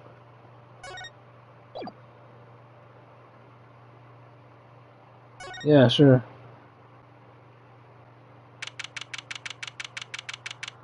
Name it next chapter, name it like next part of this trial. Oh, Mr. Gavin's back on my side, okay. Quote without reconvince. As a witness was already recovered? Yes, Your Honor. Well, she's regained consciousness. Perhaps we can hear her version of the events again. And that's the thing, you see, she's quite fatigued. Remember fatigued yourself, Mr. Payne. So fatigue is insufficient grounds for refusing to testify or prosecute. The defense would like to request that Miss Orley take the stand. Very well, the witness will take the stand. Perhaps you could repeat your name and profession? Or perhaps you'd rather admit that you're a poor liar and a poor loser. Not. Whoa, what the fuck? She's a swashbuckling pirate now. Hey, matey. What do I give her? Do I give her a pirate voice then? No, Geez, this is a huge 180. Yeah, what voice should I give her? Name's Hogo Orley. That's the truth. I'm a pro dealer. Sorry, I pressed wrong button. People call me. Quit. Well, where? On the hub or something? Like, really? Is there something else? I'm not really rushing. And my last name sounds like, oh really? Yeah, we made the joke thousands of times. There, that's the truth. I hope you're satisfied. Witness, you will tell the court what you were really up to that night. Fine, I'll talk. We had a plan, see? Let me remind you that you are currently under oath. Any further fabrications will have serious consequences. You can come in. Are people supposed to come today? No. Not that I know of. Huh? Not that I know of. Are people supposed to come today? To do what? I don't know. Some guy on the golf cart at our house. Is it Mark? I don't know. James and Richie, can you check? I have no pants on. Will you I need check? to go poop. Okay. I need to go poop. You can open the front door, Gino. I'll be back in a second. Put on pants because you're lazy.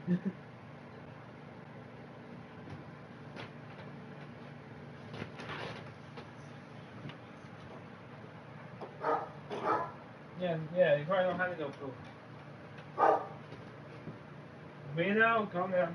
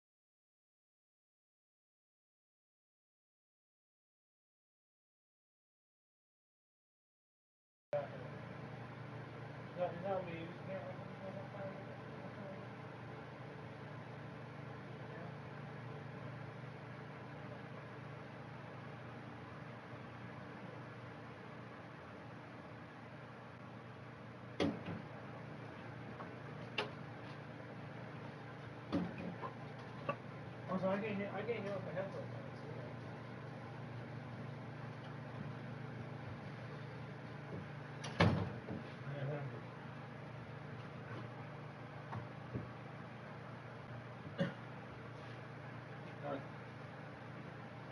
Yeah, so.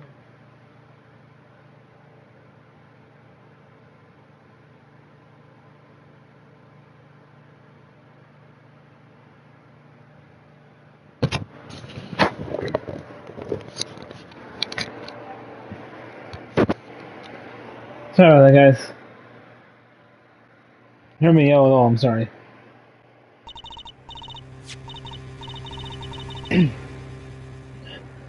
Back in the game, I go. Like I said, I'm a pro. This guy Smith hired me to do it. But I do best.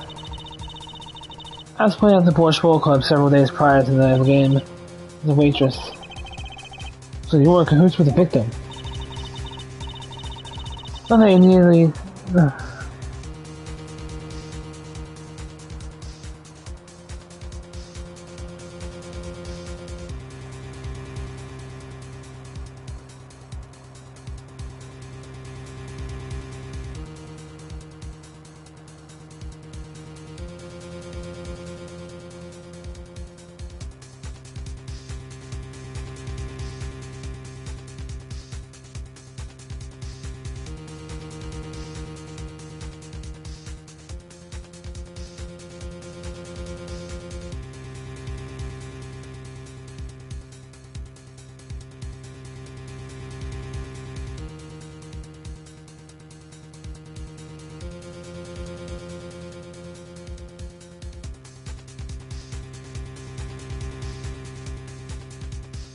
Sorry about this, me. Nothing near my help. Smith is a well-known poker player in some circles. You heard with him? Yeah. The winning wasn't the main purpose of the game. It was about destroying a legend, the unbeatable Phoenix Wright. The point was simple, elegant really. You see, we set up a trap of sorts. I was to put a card in Wright's pocket beforehand. And then deal 5 aces during one of their games. Whoa. When the hands were revealed, Smith will call him out and search Wright. Why does Phoenix look so happy in this picture? This is weird. You want to pull out the playing card and the trap would snap shut. You swap the cards! Oh, no, I don't know what voice to go in. Exposed to the cheater and losing on top of it would have made a great double play. Just like that, the legend would be dashed to pieces. Indeed. They didn't call it red-handed and cheating with. Well, actually, one of it. Oh yeah, her profile did change.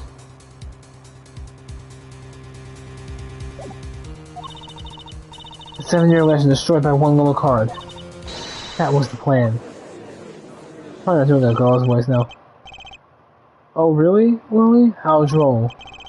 But it appears you made quite the mistake. Mistake? I agree the trap was elegant. Yet, what happened to that pointed card? Hey, that's right! He's lucky, I'll give him that. He had to be so free from the trap. Wait, no, I'm not gonna say I'm not gonna say that. Oh, really? The witness would be much cuter if she... Cute? Who wants to be cute? I'm not cute. I'm bad, do you hear me? Bad. I'm bad. I'm bad. I'm bad. Sorry. Damn, I got the song so bad. Witnesses were being bad, perhaps you could testify to the court. Tell us about this trap and how it was sprung. This testimony right here. And I played in the car like I was supposed to. I might lost the last hand just like he was supposed to. And Smith searched him. Why is Felix so happy in this picture? It's really weird. When the planet card was gone, the trap failed. At this moment, Wright picked up a bottle and swung it. It wasn't me who hit Smith. There's no good cheating to defend it. That's surprisingly frank.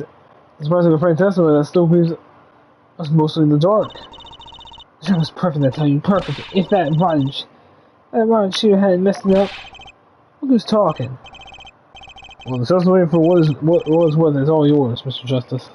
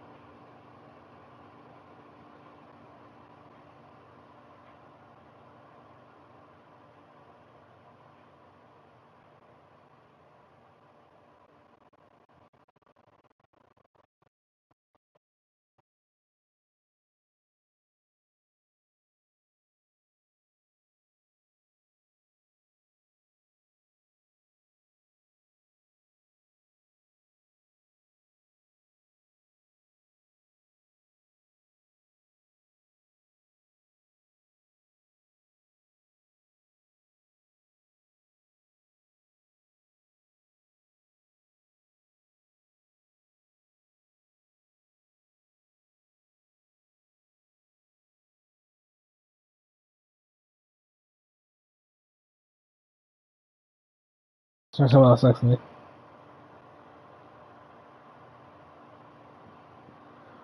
Well, the testimony for what it's worth is all yours, Mr. Justice. With witnesses like her, who needs criminals? And defendants like Mr. Wright, who needs prosecutors?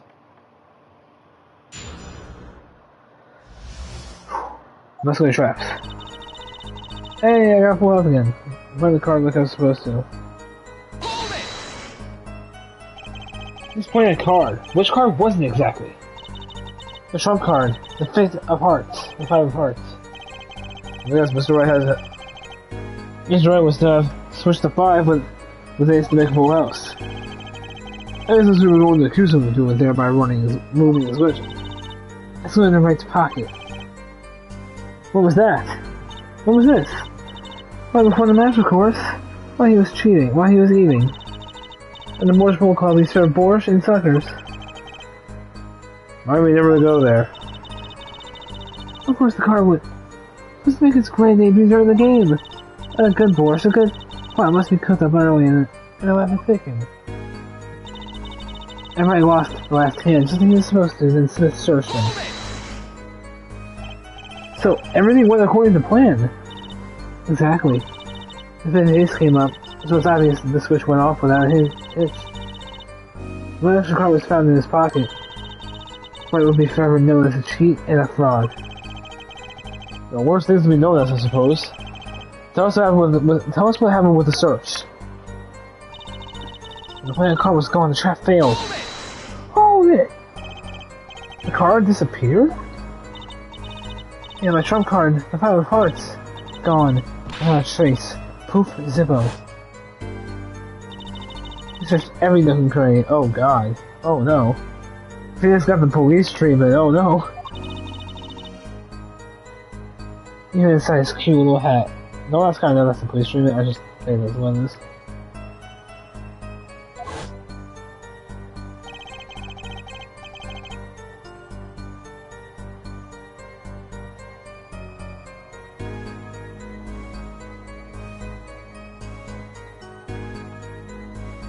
But the car was nowhere to be found, is this correct? Never in my long storied career. Never has Quick Fingers. That's it. Never has Quick Fingers order been so readily duped. Readily duped? Oh, really? So what did happen to the 5 hearts? Don't look at me. Why don't you ask that cheating, lying two-faced defendant? So, the 5 hearts is still missing in action? That's when Ray picked up the bottle and swung it. Wait, isn't that a little odd? What's odd? The judge Mr. Wright, thoroughly and found nothing. Which means he didn't cheat, which means he had no reason to strike the victim. Well... Whoa, what the fuck is that? What is this? What was that just now? I said something. Oh, is this what Venus was talking about?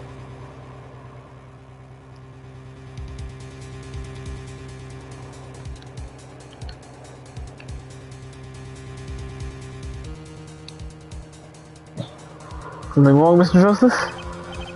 No, nothing, Your Honor. What to do? Should I press order a little harder? Yeah, I want to say that was it. Miss Worley? You're hiding something. What are you talking about? You... Hold on just 1 second. I think this is good.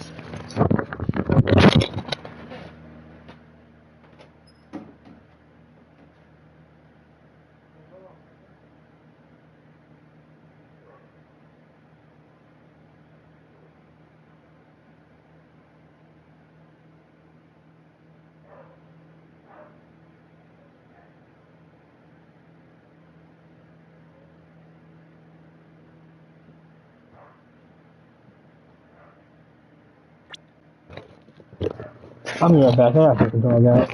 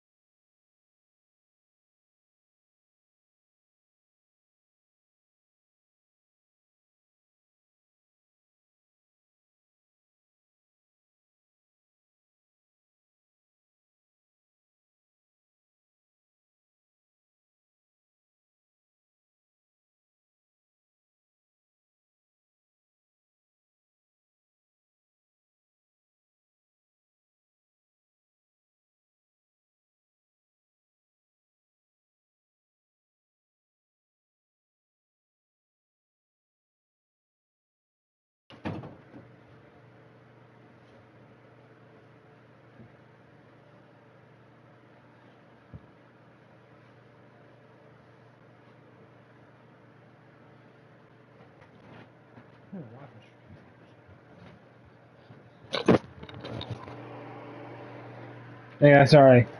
Took me a while. When I was exhausted, sometimes it takes a while to use the bathroom. What are you talking about? Me? Thinking about really hide something? That's better worth praying from baseless accusations. I have one question for the witness then. You say you saw the moment the defendant hit the victim, is this true? Of course it's true. I did see it, honest. I saw when Wright hit him. What the fuck is this? I saw it when Wright hit him. With my own eyes, I saw it. What's this weird vibe I'm getting? What is this? That witness, for instance, Miss Orley. She would touch the... Oh, wait. That witness, for instance, Mrs. Orley. She would touch the back of her neck during certain parts of her testimony. Did you notice? Touching her neck, was it? Whoa. Well, okay. Whoa, what is going on? Whoa, what's going on? The sensation is coming into focus. Their twitch is so clear. It's like I perceive her habit. I could before. Trial? Perceive? Gotcha! What the fuck is this? Gotcha! What the fuck is this? Miss Orley, perhaps you are unaware of this yourself. Unaware of what? Whenever you get to a certain part of your testimony, you touch the back of your neck with your left hand. My neck? So what? What indeed, Justice? I didn't notice anything of that sort. But just as the part of the testimony, she's unconsciously recalling something. Her body reacts to the memory and she touches her neck. I'm sure of it. A memory? When someone can't explain what he's babbling about. It's highly unusual, but let's ask the defense. When the witness is remembering something? Maybe you have evidence of this memory to show us.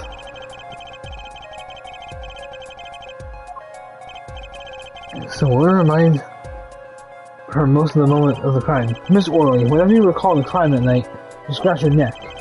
I know what happens when you think about the moment of the crime. Must be some reason behind this habit of yours. I believe the weapon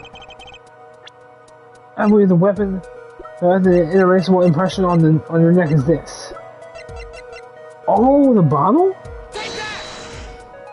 Did she get hit in the neck with it?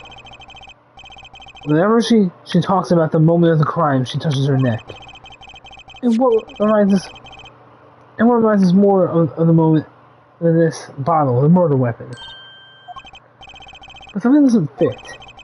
If you were only the witness to the crime, why would that make you touch your neck like you're in pain?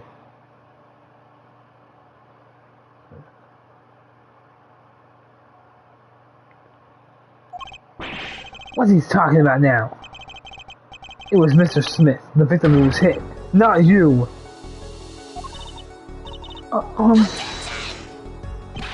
This is a cross-examination, not a cross-wild conjecture. The witness habits are completely irrelevant. Justice, I'll admit, I'm a bit confused myself. This is certainly a unique cross-examination. I'll explain later. Just trust me. Now's our only chance to break her. Okay. Miss Orley, please testify in detail about the moment of the crime, that very moment.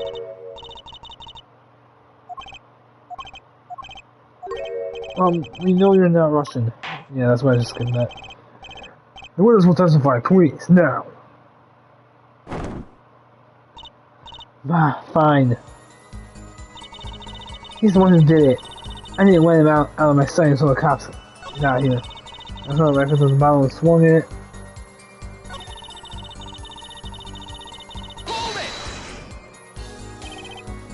You seem uneasy. You try standing up here. I've been drowning all over the place. I must be getting warm. Tell me, after the crime, what was the defendant like? Oh, well, he must have been stunned by the weight of his crime. He sat at the days at the table until the cops came. Intriguing. I believe you got all the testimony No, yeah, I'm just wondering. So, what do you think about her testimony? I'll tell you what I think. Her testimony is one, right?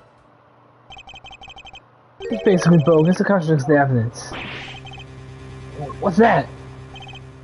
Well, show us the evidence, Mr. Justice. So you couldn't contradict the testimony. She didn't let him out of her sight until the cops got there. And there was some evidence that contradicts that.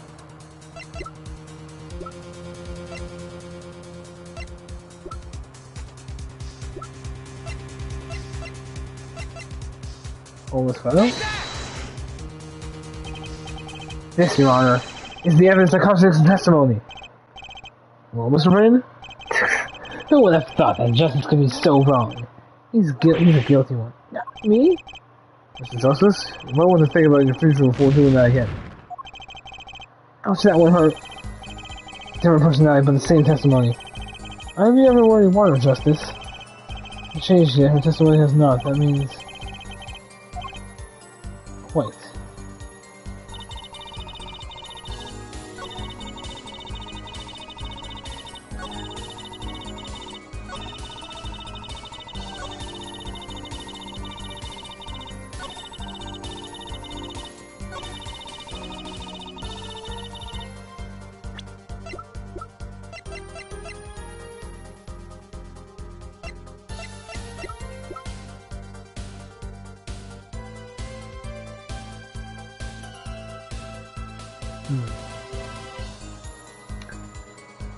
I'm trying to think right now.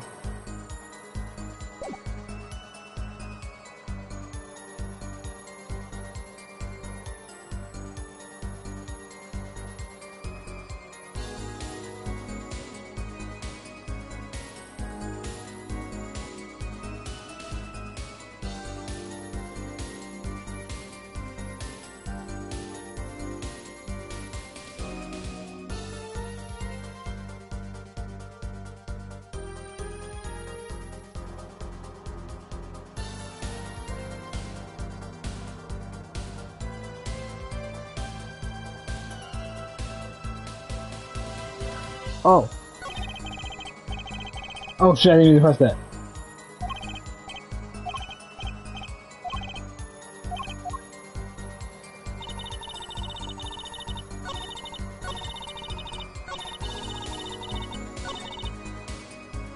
Anyway, I was saying until the cops got here. But, the cell phone, right? He's about to defend it, notify the police when the rush officer's forth. Yes. Right? Because then he would have been out of sight. This is what we have a record here that clearly contradicts what you said. It says that the police were alerted by a report from the defendant. Ugh. And we know that the defendant left the room climbing the stairs and made that phone call from the first floor of the Boys Bowl Club. So explain how you kept your eyes on the defendant when he left the room entirely. Oh no, not the officer. Okay, I don't know. And they picked up a bottle and swung it that night. Wasn't the defendant.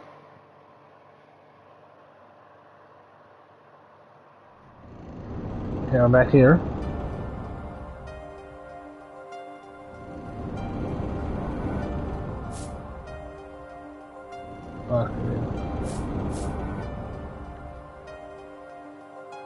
Showdown time. Dirty sheet. Check his pockets now. It's gone. The card's gone. You lose. Just then, Smith grabbed the bottle from next to right, and he hit me. Oh. You're some master of cheating you turned out to be.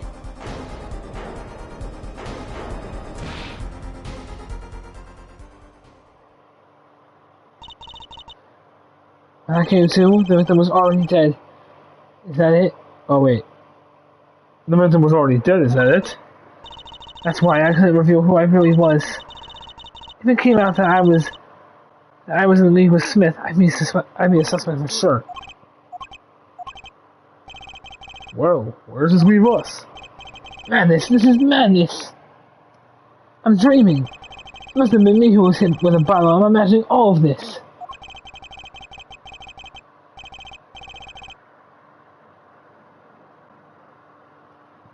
It appears our prosecution. It appears our. Sorry, I'm checking something on my phone real quick.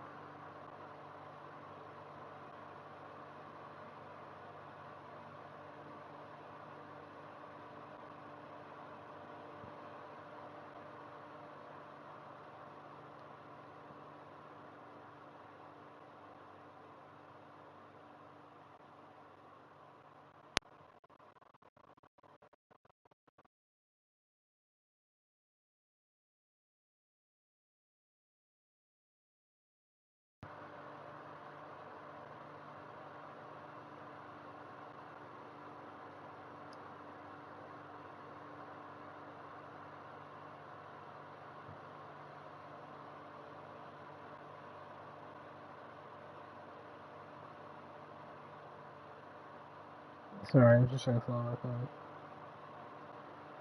Your mom text me? Okay. Sorry, I texted back. It appears our prosecution is at his wit's end, and frankly, I can't blame him. Mr. Gavin, what do you think about the turn of the events? Mr. Gavin, sir? I believe that as the defense in this case, we are compelled to call Miss Orly a big, fat liar. A big, fat phony. We were in that room the night of the murder, the victim and her. And she has a motive. A motive? The plot foiled. The witness got into an argument with her client, Mr. Smith. What? I did.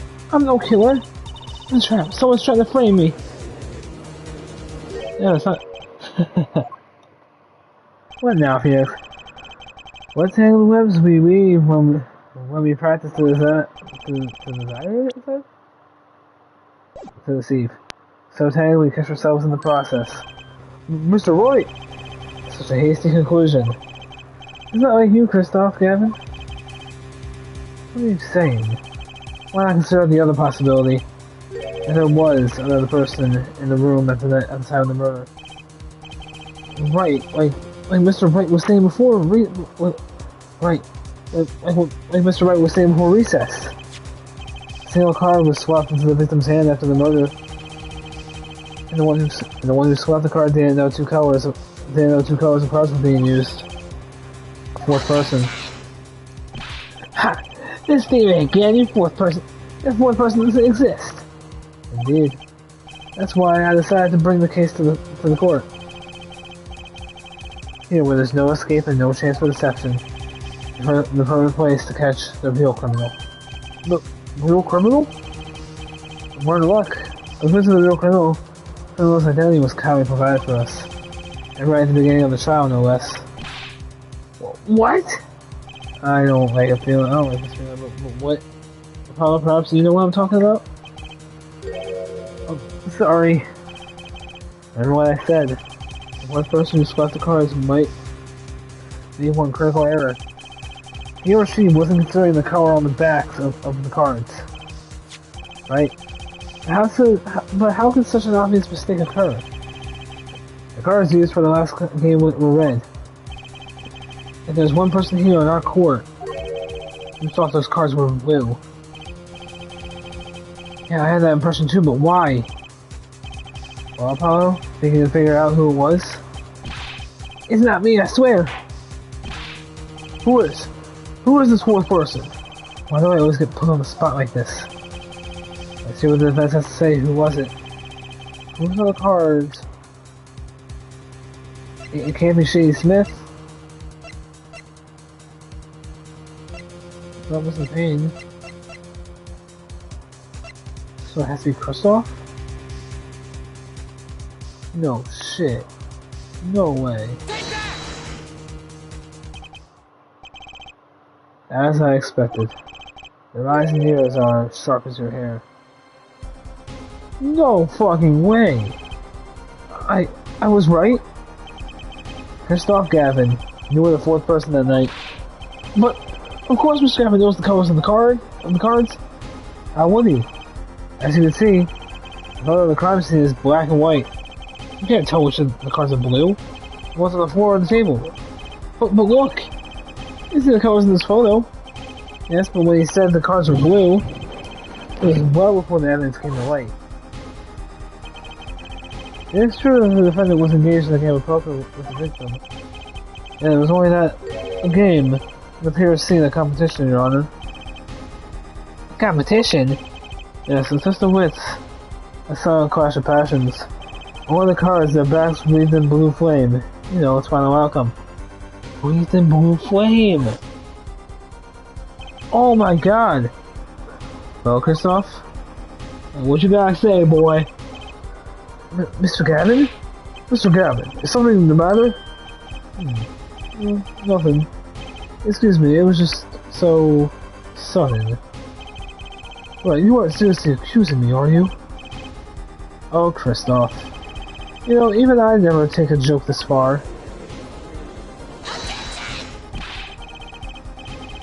This has gone beyond ridiculous, beyond dumb. This is insanity.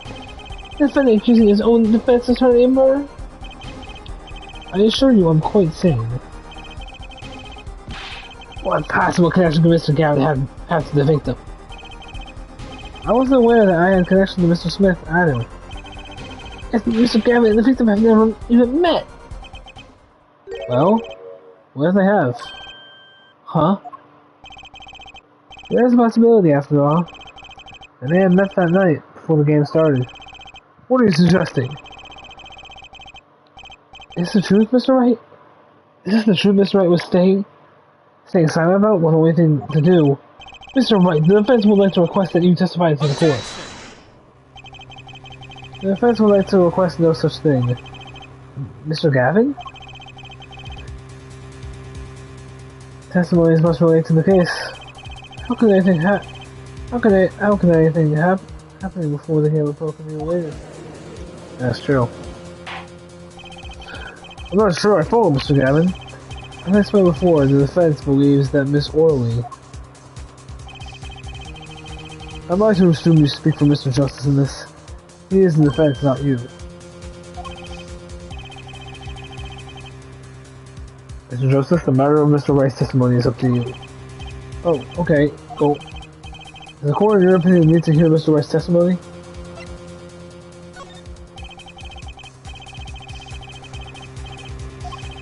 I said no, I don't know. You hear what the judge said, Apollo? Your decision, yours.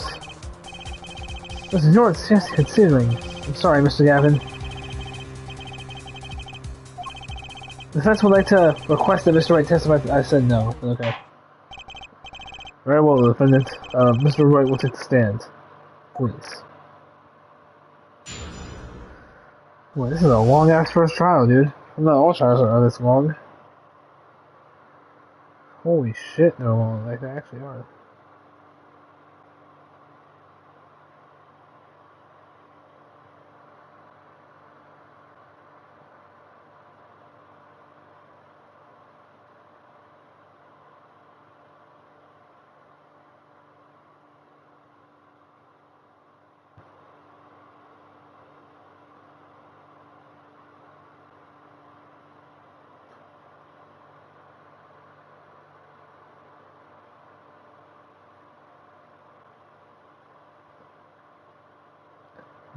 I was there before murder. That evening, Christoph and I had dinner. We sat at the table in this photograph. J.A. Smith walked in 5 minutes after Christoph left. When the shot failed, Smith hit the waitress. The throat was knocked out cold and Smith was uncontrollable. I have to call the police. When I returned, he was dead. Blood streaming from a cut on his forehead. That's why I made another phone call to the defense. The defense attorney Gavin. Mr. Gavin, you were at the Bush Bowl Club? The murder? Did they say they had to? I dine with him rather frequently. I talked to the defendant on the phone directly after the murder. Quite against my will, I had become involved in the murder. I thought I might be in need of a lawyer, so I called him. You were planning this all along, weren't you, right? Just because you wanted to drag me into your little murder trial. The only thing I want is the truth. As it did back then, and now. I thought my office was doing you a favor when we took on your defense. It appears that I was wrong. Very well, the defense may cross-examine the witness. Justice. Sir! He's lying, and you're going to expose him. Understood, sir. Mr. Gafford, Mr. Wright, this can't end well. Why can't I have a normal trial? Alright. Let's see what's the answer lying. Also, I had dinner. The photograph. You had dinner with Mr. Gavin? Yes, he dines with me at the Morris Bowl Club quite frequently. You will enjoy your usual dinner at our usual spot, as usual. Usual? I always eat at the table closest to the piano. I see. Where Mr. Smith was sitting. So the plate and such on the table from your dinner? Indeed. Remnants of my meal with Kristoff. We dined for 2 hours, then Kristoff left after that. She spent more than 5 minutes after Kristoff left. Okay. 5 minutes? So the two of them could have passed through the restaurant during that time. That wasn't a faithful encounter, to be sure. Oh, Mr. Wright, what was it you said? Kristoff, Gavin, and C. Smith may have met. I believe I did say that. Here I was all nervous about this meeting, and now we hear it's just passing the hall. But those seem a little weak as a pretext for murder. Oh, would be. If that were all that really happened. Come on, Mr. Wright. What are you hiding this time? The trap failed, Smith hit the witness. What? He's a waitress. I'm not this failed trap. This is the same trap that Miss Olga Orley mentioned. The plan was simple, elegant really. You see, we set up a trap of sorts. I was to plant a card in Wright's pocket beforehand, and to deal 5 aces during one of their games. When the heads were revealed, Smith would call him out and search Wright. He would then pull out the planted card and the trap would snap shut. You swapped the cards! I don't know how to do. Oh no, what's the new Shady Smith? Just like that, the legend would be dashed to pieces. I'm guessing Mr. Smith. I'm guessing the Shady is saying that. Yes, a harmless prank, in essence. It was by a quirk of fate that I happened to discover. A quirk? I happened to put my hand in my pocket and found the card. The card she planted. Yes. I snuck a peek at it and found it was the 5 of hearts. I had a feeling someone might happen, so I disposed of the card before the game. Disposed? Where? There was an empty bottle of grape juice I had been drinking right beside me. I threw the card inside the bottle. The bottle of grape juice. The murder weapon. Yes, I rolled it up and shoved it in. The covered glass makes it hard to see. Bottle of which between the cipher and the see. That sounds like a terrific drama. Card inside the murder weapon? That's strange. Did the police miss it in the investigation? Maybe I'll take a look. Yeah, that was Mr. Wright, the poker. That was number 3 approves of this battle of wits. Please revise your testimony with this new information. I discovered the trap during the game and disposed the card in the bottle. Well, we checked this bottle before. The card isn't in here. Did you see it? Objection! Lucky I saw it before. Mr. Wright, if I may? Yes? I examined the bottle and I don't see any card in here. No? What? Mr. Wright, surely isn't all of you on the safe for yourself? I can't say that I know what happened to the card. I did put it in that bottle, however. Huh? Perhaps if the person came and took it out? Oh, and a 6th person could have helped. Mr. Gavin, Mr. Wright, is it quiet? My apologies, Your Honor. Oh, having this This is our investigation either. We was inside that bottle. There was nothing. So what's going on? Is Mr. Ray hoodwinking us again? Or did the cars just disappear? In any case, please continue the cross-examination. I'm afraid decisive contradictions call for the decisive evidence. Oh. Push him harder, Justice. Break him. Just you and the witness in the ring. Go for the KO. Why do I get the feeling we're not on our client's side anymore? Yeah, Shady Smith. I discovered the trap. The gun was not that cold and Smith was uncontrollable. I have to call the police. You haven't called the police from the first floor of the restaurant, correct? Exactly. Cell phones don't get a signal down in the hideout. Sorry. Was anyone else on the first floor at the time? So, it's the middle of the night after all. So they're in the door from the restaurant, I called the cops. After making the call, I returned to the hideout. It didn't seem right to leave the injured waitress alone. Yeah. I mean, he was part of the wall, so it makes sense that he would do something like that if someone got hurt or injured. He would call someone immediately for assault charges. When I returned, he was dead, blood streaming down from the cut on his forehead. Hold it! Yeah, this is a great trial so far. First trial of the game. It's very long though. And when you return to the victim was already. Actually, what time is it right now?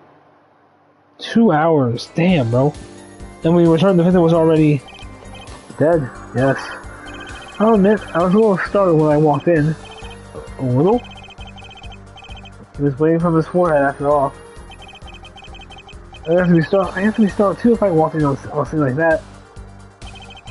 That's why I made another phone call to the defense attorney Gavin. Could you explain why you called Mr. Gavin? I obviously got involved in rather a sticky affair. I figured cross off small offices would give me a friend for my defense fees. I'm glad to hear you intend to pay. Well, I'll pay in full, Christoph. It was I who got involved, after all.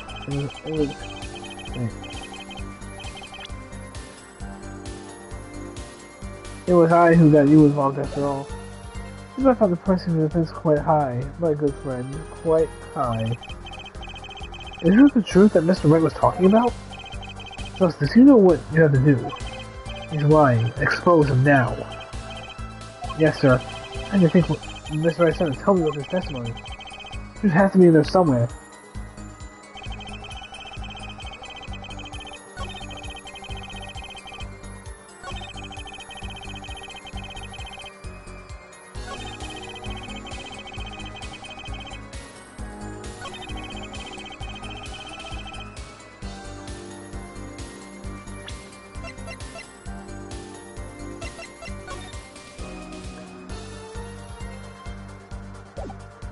I mean, if we count this as blood shooting on his forehead, then yeah. Oldest photo.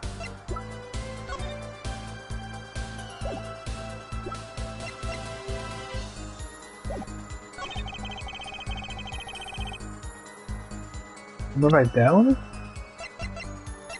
Objection!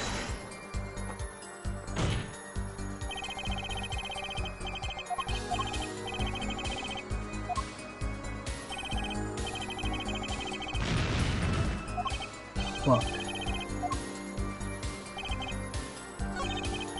This is truth that Mr. Wright was talking about. Justice, you know what he's lying, expose him.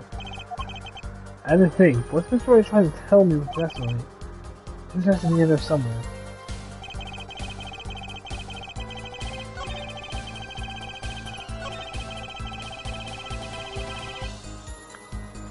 Did you just present this again? Objection! We did that before.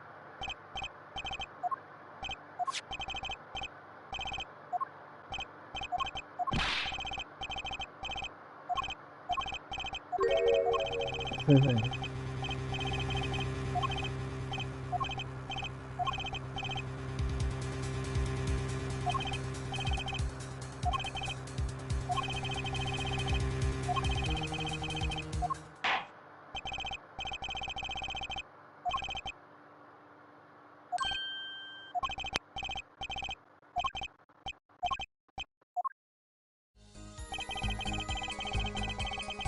Did I press him there? Did I just press him there?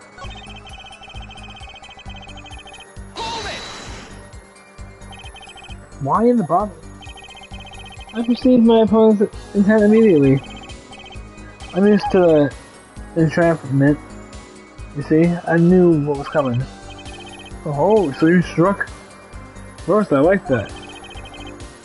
I know every trick in the book. They don't work on me. At least when you get lucky and stick your hand in your pocket, they don't.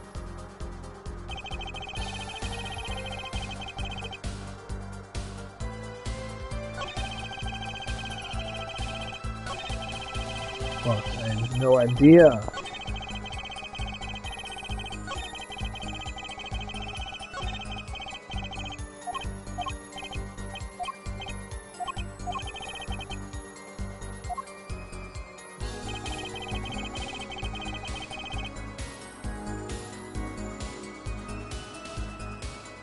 I have no idea. She's just walking 5 minutes. Just walk left.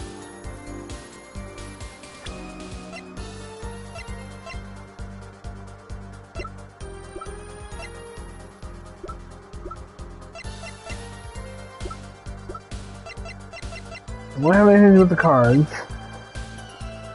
Deadly bottle, yeah, that's upside down, but I don't know what to... Like, unless... Like, here's the thing.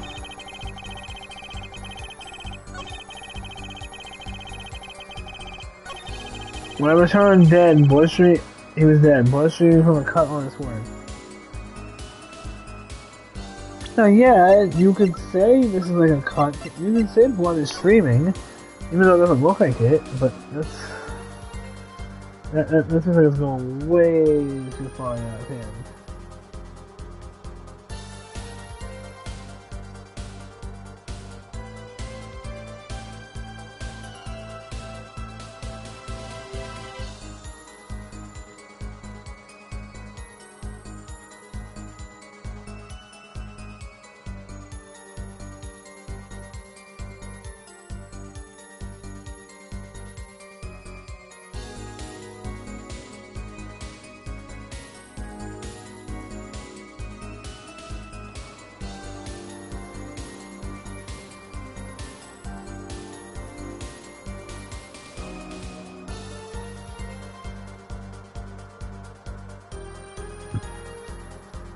I have no idea.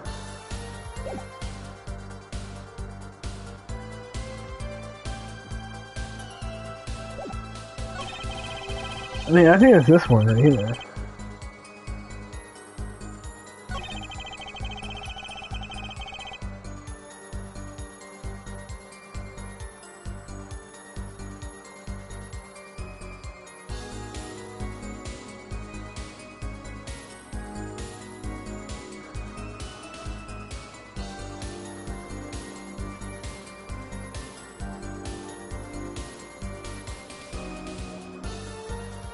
I have no idea. I mean, like, I'm just gonna keep on looking at evidence. I can't just take a shot. I think it's really this one. Or this one. It's one of these two. Either why when he was dead, bloodstreaming from a cut on his forehead, or the card. Or the one where he placed the card somewhere.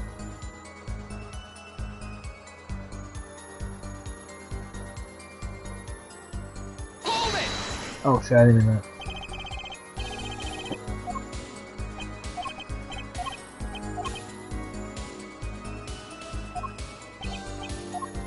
I mean, this just shows you how dumb I am.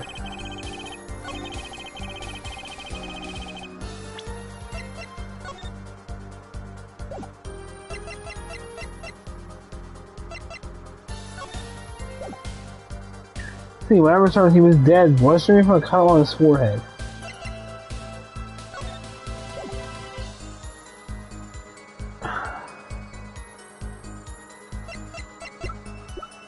Oh wait, how would he know though? They would have a cut on his forehead. His hat's on here, over here. Objection! I'm so dumb, like dumbass. This is right. If I may, yes. Take a look at this photo. Take a look at that photograph. Look what I'm seeing. So I'm gonna make a picture of him. See, the victim here, he's wearing a hat. I wouldn't think you could see blood on his forehead. Good point. Alright, so justice. Next time you point out on an inconsistency, put a little more oomph into it. That's right, can you explain this to the court? I forgot to mention something. I was the one who put the hat on his head. What the fuck? Huh? You put the hat on the dead man's head? You wanted through our entire program. I had to call in the police. When I returned to the scene, his head was in full view. Shining bright, just like in this photograph. And I put his hat up off the floor and put it on his head. Well, why did you do a thing like that? All I can say is, I'm sorry. That's the only thing I touched at the crime scene. So Miss Orley didn't see it. Feeding the victim's, his head. I think not. She was out cold. I believe I was the only one who witnessed his head. Here we go again. Mr. Gavin? Pardon. It seems our client is determined to lie his way through the case.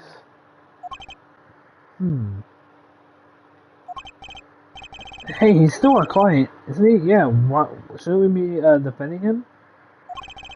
I believe that's enough of that. Mr. Gavin? This witness's testimony is more like a travesty. It's riddled with lies. I'm eager to see how you came to lose your attorney's badge 7 years ago. Well, sir, what happened to his attorney's badge? Like, how did you lose it 7 years ago? You started having a unique way of treating your clients, Kristoff. I never knew. Dude, what happened to his badge? That is insane. How did you lose it? Okay, Kristoff, I don't like this, man. Are you the culprit, man? I thought you were supposed to be a helper in this game. I thought you were supposed to be like my Mia in this game. Or, I don't know. My Pearl in this game, you know? Come on, man. I like you. Don't be shit on me now. Don't start this shit. I believe it was you who threw the first stone? Mr. Wright, if you intend to ever tell the truth about this case, it's now or never. Don't be missold. I have told... Don't be misled. I haven't told a single... I said missold. I'm so dumb. Don't be misled. I haven't told a single lie here. Huh? Well, I noticed the trap. I put the car in the bottle to dispose of it. And when I put the hat on the victim's head, let's just say I had a reason for doing that as well. Oh, reason? That reason is right here. Your cell phone? That night, they called I spoke with the defense attorney Gavin after calling the police. This is the case to record our conversation. What's this? Now that we're all here, I see no reason why I shouldn't play it back for the court. First off, I seem to be in a bit of trouble. What's this? Game Black Olomo? Something like that. The gentleman who challenged you, he turned out to be good? The gentleman who challenged you, he turned out to be good? He turned out to be dead. Someone hit him hard. I mean, someone cracked the flawless bone trying to pate? It wasn't you, was it? Me? Please. The cops will be here any minute. I'm in your hands, should it come to that. Okay, seems normal enough. Bone china plate. Oh, bone china plate. Kind of porcelain, very smooth and shiny, and not plate but pate. Okay, so I was right before. I believe he was referring to a certain gentleman's balding forehead.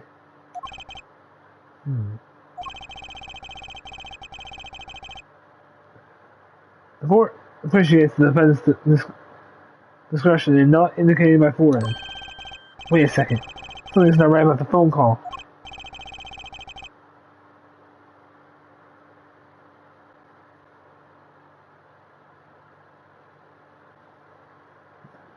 So after Mr. Gavin ate dinner with you?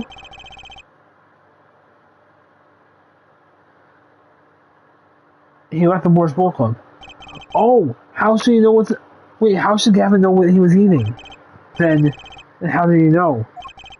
When did he see this bone china pate? Oh, that's right. Yes. That was when I began to see my good friend in a different light. Oh boy, okay, here we go. Trouble, I returned to the crime scene, and when I spotted the system in his head again, I realized exactly what was wrong. Well, Mr. Gavin, the stage has been set. Perhaps you would like to explain this to the court. Oh, buddy, Mr. Wright is back. I'm loving this. Exactly, how did you come by your privilege? No, it's in the business head, or I should just say Phoenix Wright's back. So, this is your reason? The reason why you put the victim's hat back on? Your point, Mr. Gavin. Come down to this, has it, Phoenix Wright? Order, I love order, Mr. Payne. Yes, Your Honor? I believe this court has been left with no other choice. Are you prepared to hear the defense attorney Gavin's testimony? Well, as the prosecutor, I... Very well. We'll break for 10 minutes. After which Mr. Gavin will take the stand for a cross-examination. Are we all clear on that? Crystal clear, Your Honor. Very well. This will be the final recess for the day. Holy shit. Dude, this case is crazy! Mr. Gavin and Mr. Wright are both in the judge's chamber. Who the fuck today would turn out like this? Aye? Who's that? Oh. Oh, she's cute. She's like a little, she's like a little, what's it called? A little magician. Wait, is it Phoenix's daughter? No, it can't be, because Phoenix's daughter was wearing red, unless she's wearing something different now. Oh, what? Hello, sir. Please pick a card. What's all this about? Is this one okay? Excellent. I have a message for you. The last hand is about to be played. You'll need a trump card to make it. A trump card? Who the heck is this chick talking about? What is she talking about? The card you've chosen is magical. Use it wisely, and the game is yours. That's all. What the fuck are you talking about, ma'am? Ace. Where did I remember the card from? Oh! It's the 5th ace! The missing ace, yeah! Mr. Smith had his hand. The 3 aces and Mr. Wright's too. It's 5 aces in a row. Yep. It's true, I have seen it. The 5th ace. That was cheating, I swear to you. I'm sorry, I kept rushing. The missing 5th ace? Wait, this wash of red. Is this blood? No shit. No fucking way. You have your trump card. Now it's up to you to cut the deck and draw the truth. My father's fate is in your hands. So wait, you are his daughter? Wait, what? Wait, how old is that picture of Susie then? In his locket. This busting card is my trump card for finding the truth. How old is Ray's daughter then? Because she looks a lot older than she does now in that picture that she took. I fell deep into thought as my mind raced to understand what this all meant. That girl. I've seen her recently, but where? That's why I made the connection. Yeah. But like, why? Like, that picture right there, she looks so much younger. She could just be wearing something different, but I don't know. April 20th, 2:45 p.m. District Court. Dude, how long have I been during this trial? Almost 3 hours. Court will now be convinced. Defense Attorney Christoph Gavin, will you please take the stand? No, if you would, Mr. Payne. Yes, Your Honor. Will the witness state his name and occupation? In this case, is this farce necessary, Your Honor? Would be far stranger than things have gone on this going. Fine, I'll play along. First, there's one thing we need to make clear. How did you know about the secret beneath the victim's hat? By secret, I'm guessing he means the fact that Mr. Smith was bald. Forgive my curiosity, but what is it about this fellow's head? Your Honor seems to have an important interest in it. Oh! That's Phoenix. Hey, let's go. He's on my side now. He's over here now. I wouldn't call it. Oh, it's the classic music. I went and call it in order, Mr. Gavin. But Mr. Wright, what do you think you're doing, right? Well, things sure look different from the other side. You know what I mean, Apollo? Speaking of looking from the other side, let's consider something for a second. There's a board that I had all night, never once taking it off, except for that one time. That one time being the instant he was hit. Oh. When Mr. Wright returned from reporting the crime, the hat was lying on the floor. Mr. Wright picked it up and placed it on the victim's head. Is that what he said? Yeah. In other words, in order to have seen Mr. Smith's bald head, you would have had to have been there in the hideout at the time of the crime. In other words, I must be the real killer. Is that what you're trying to say? Oh, Jesus. Not bad, Apollo. Mr. Gavin? I'm afraid I haven't been entirely honest with the courts. What? Oh, I assure you, I had the noblest of intentions. I did it all to protect my client, Mr. Wright. Yes, I'm afraid in the current situation I see little reason to hide anything. Very well, allow me to tell you the truth of what happened that night. Finally, you made me give your testimony. Tell us, how were you involved in the events of that fateful night? Alright, let's go, Kristoff. Let's see. That fateful night. The rage I sensed that man that night troubled me, so I returned to the club. I went down to the basement and peeked in through the little window to the hideout. It must have been right after the murder took place. The victim was dead, as he appears in the photo. A bald head, an unconscious girl in white, holding a bottle in his hand. I sensed that was not the best place for me to be at the time, until I left. That's when the call came from Wright. So you witnessed the murder? For better or worse, I missed the actual moment of the dead. Mr. Gavin, may I remind you that you are on Mr. Wright's defense team. Your testimony is clearly disadvantages to your client. What else can I say? I'm standing on the witness stand after all.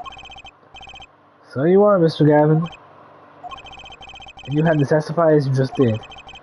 You had to tell them that you saw the scene of the crime through the little window. Mr. Wright? You had to say that. Because that was the only probable window of opportunity. Right, Apollo? Oh! No, I can see through the window, right. Mr. Wright, the defense is through the cross-examination, not the defendant. Mr. Justice, are you prepared? Yes, Your Honor. I can't believe it. I'm going up against Mr. Gavin. This trial's getting weirder and weirder. Here we go. Apprentice versus, what is it? What's what I'm saying? Apprentice versus... No, it's, oh yeah. Student versus mentor, yeah. Here we go. Apprentice versus teacher. That fateful night. The rage is sense of that man, okay. That man? You mean Mr. Smith? He was different from our customers, his aura, shall we say. I mean, it is 2024, I guess you would say that. I knew he was a serious poker player, but it was more than that. So then you knew the true nature of your client's job. Of course, but I also knew he wasn't engaged in gambling, which would be illegal. What makes sense that he'd know. They were friends after all. Right from my friend, I returned to the club. You see, I feared this Mr. Smith might be someone coming to settle an old score. Let's see what happened to them. I went down to the basement and peeked in through the window to the hideout. It must have been right after the murder took place. Linda was dead as he appears in the photo. A bald head and an unconscious girl in white holding a bottle in his hand. Oh shit, wait, oh shit, sorry. I'm sorry, my head's spinning right now.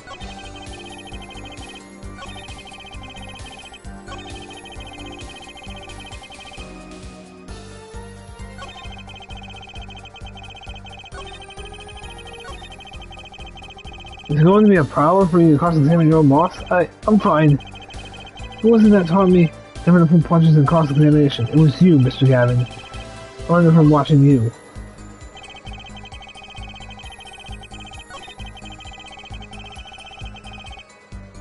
Went up to the basement and peeked through the... Let's just check this out. Let's just check. What's over here?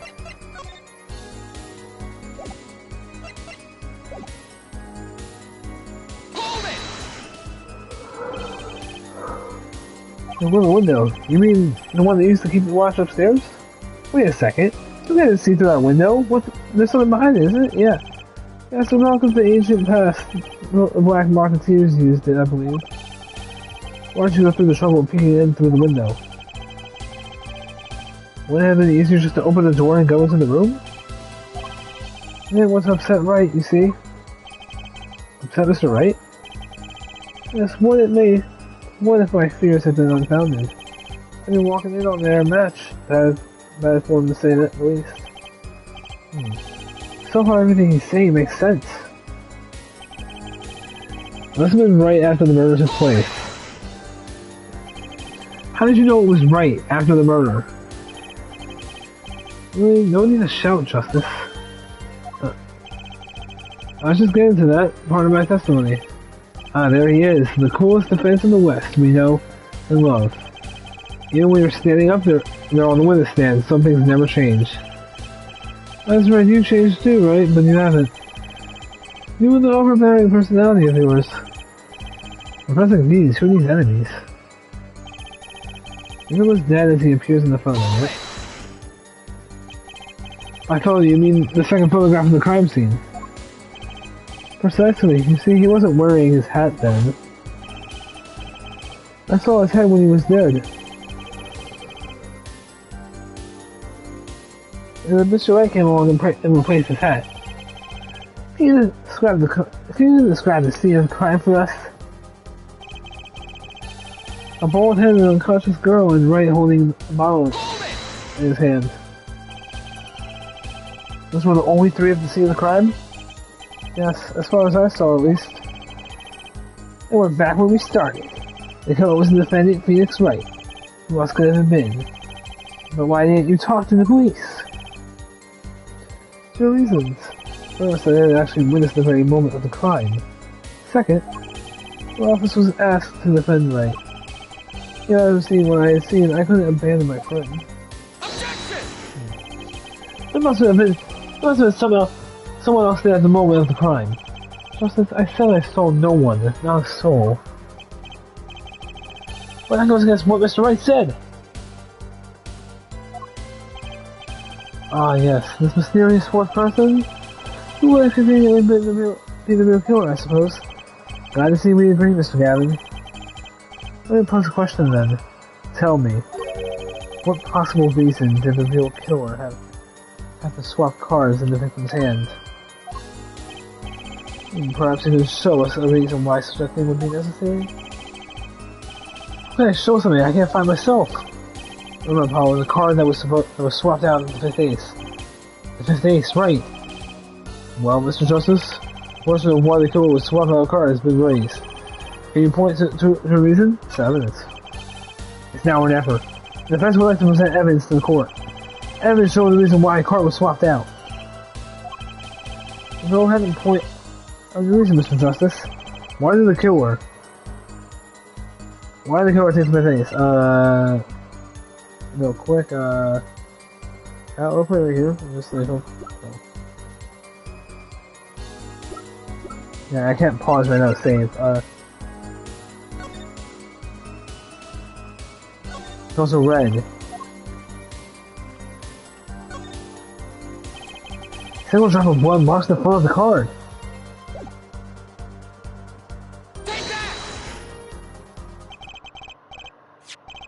It's really the only thing I have, really. My reason is, this. Is that an ace? What? What? It's got blood on it! Right next to the spade! What?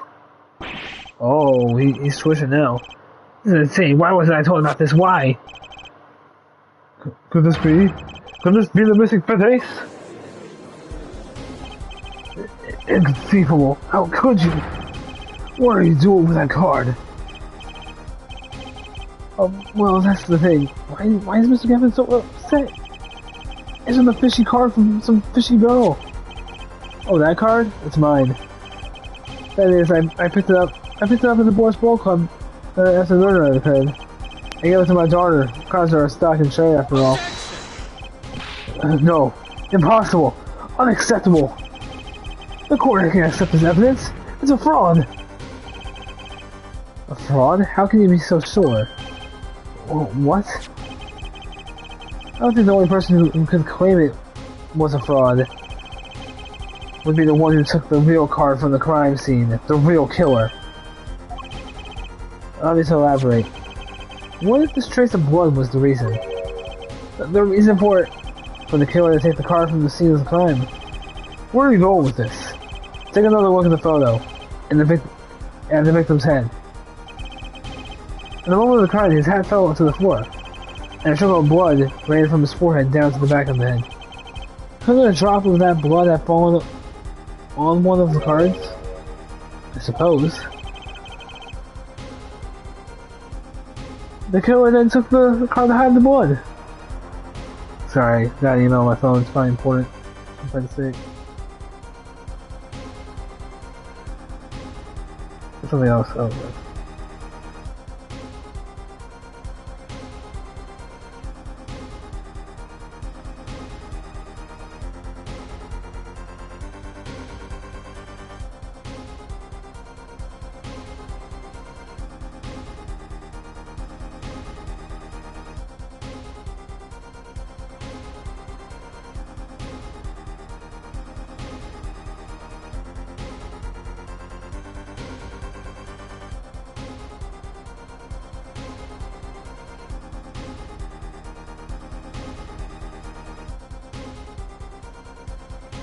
Alright, so okay, this is crazy. Holy shit, the killer then took the card to hide the blood. Regardless, that evidence is not permissible.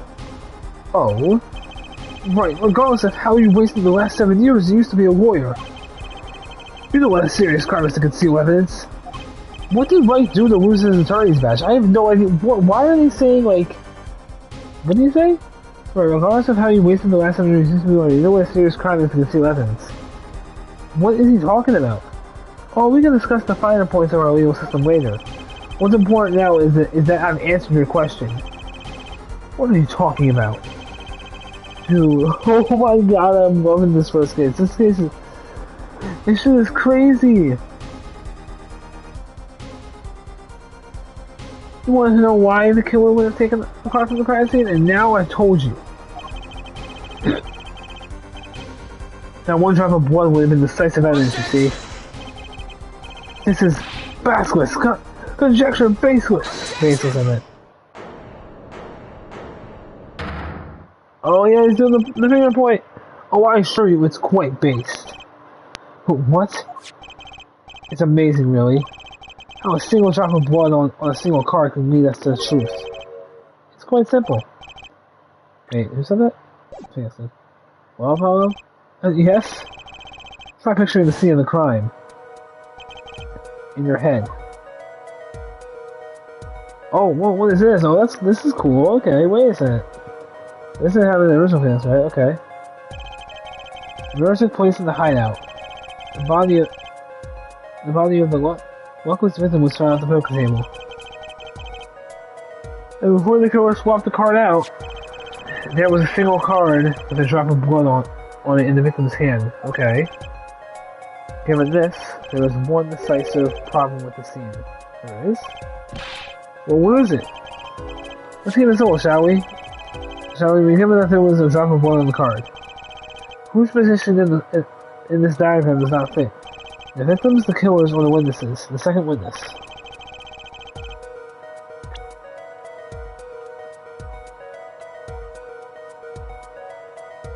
The second witness? The second witness position is the problem. The second witnesses? That would be Mr. Gavin, yes? The second witness position is far less problematic than yours, man, Justice. Or perhaps perilous is a better word. And let's see what the blood-stained card has to do with it. I don't know, I just guessed. I have no idea, actually. Oh, crap. How do I save? Save. Save in the same spot, too. Refer to more in a peril of penalty this time. No, one more chance, please. Suppose. Do think it over, Mr. Justice. Let's get it simple, shall we? Even if there was a drop of blood on the card, the position in this diagram doesn't fit. The victims, the killers, or the... Is it the victim since it was Phoenix's card?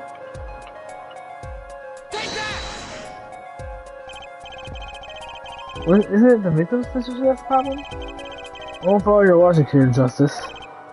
Well, look, the victim was struck on the head, sending him back in his chair. You think any blood would fall behind the body, not onto the table in front of him? That's true, actually. Ah! Take a look at the photo again. If you bled in this position, the blood would fall on the floor, not on the cards. I'm such a dumbass. I'm such a goddamn idiot. Just look at the evidence, you fucking dumbass. Try it for myself. Well, that's right, so what does this mean? Incidentally, we were sitting in swivel chairs. Swivel chairs? Oh man. Oh, try turning... Wait, what did I say? Oh, try turning the chair around. Like this? Oh! The chair was facing the other way! Would have to be. So we have to assume that at the time of the murder, the victim's chair was facing away from the table, but why? Did he turn away to get up and check on Phoenix? Or was Phoenix already gone at this moment? Did like he get up to like look at Phoenix to see if he was swapping the cards? Is that why it was that way? I don't want to explain why he was leaning back and not facing cards. When Mr. Rowe returned from informing the police which way was the chair facing, when I came back to the room, the body was facing as seen in this photo. That would mean the killer turned the chair back around. Oh. So the killer switched it. The killer switched it back to normal from where he was originally sitting. Let's see the next step. Look at the diagram once more. We know the victim was facing away from the table at the time of the murder, but this creates another significant contradiction. Again? Let's test your reasoning skills again, shall we? Apollo, whose location on this diagram contradicts our new understanding of the crime? The victim, the killer, the witness is the second witness. Whose location,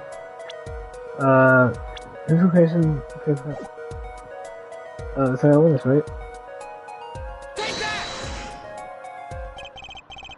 What doesn't make sense is the second witness. You're gonna say I don't make sense?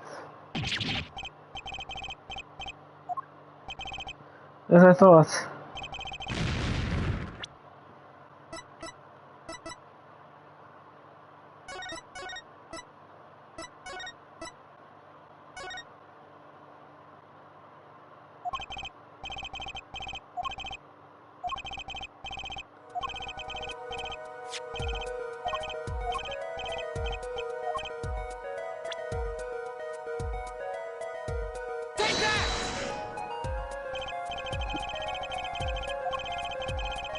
Yeah, sorry, I'm just gonna have to go through this again.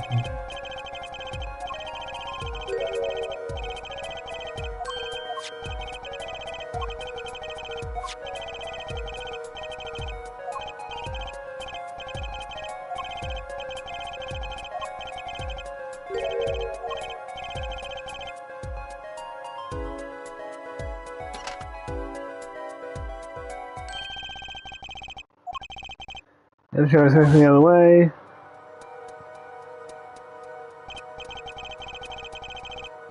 I was never saying witness too, but I just really want to put this on Gavin, because like, who else can we pin it on? It can't be Olga. It can't be Olga Orley, we already know she was passed out. For anyone, it has to be Kristoff, because we can't think of anyone else.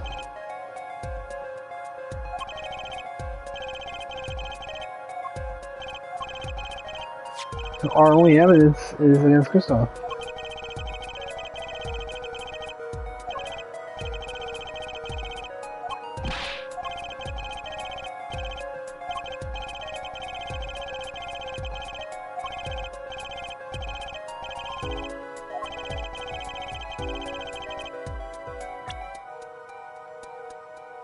The killer. Take that! Indeed. Well, wouldn't it be hard for the killer to hit him from the front? Seeing where his indicator currently is? I would think it'd be quite hard, yes. Yes, but what you're saying makes no sense. Why would the victim suddenly turn to face the wall in the middle of a game? I believe a sufficient reason will soon come to light. What? There's something in this diagram that makes far less sense, actually. Looking at the diagram. The victim was struck while he was sitting as shown here. Where would his assailant be standing? Try marking it on the diagram. What? But there's no room to put a mark where the killer should be. Don't worry. Let's think it through and see what we find. You know the victim was facing toward the wall at the time of the crime. This is the only thing we know for sure. Try to forget about everything else. Where would the killer have to be standing to strike? Wait, what? Where would the killer have to be standing to strike? Here? But there's a wall here, or something here. The killer had to be standing, well, here. You get points for flair, but that's about all you get. I thought it was on something there too. I would need to point out that stand, it would be impossible. Then it was facing a solid cupboard, yeah. What do you think when the killer climbed the cupboard and hit him from above? Ha! It's simple logic, really. And this was the only place the killer could have been standing. And that means that at the very moment of the crime. Wait, I know! At the moment of the crime, the cupboard wasn't there. What the fuck? What? What's this now?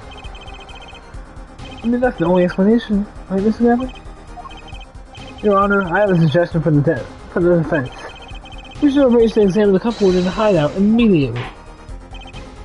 Very well. Send the teams in the crime scene immediately. I'm going to try to move the cupboard. Your Honor. What? There's one more thing you may look for. Please give this to the bailiff. Yes, I see. You do belong in the court after all, Mr. Wright. I do my best. It's crazy. What is that piece of evidence? What is it? Let's forge ahead here while we wait. With the diagram, once again, it's been changed. The killer was staying here at the time of the crime. This cupboard wasn't here, which means... Pause. Try moving the cupboard. So I just press it? Okay. Thank you. Let's see, the cupboard was the problem. Sorry, I keep hitting my head against the bed. At the time of the murder, it has to have... as shown here.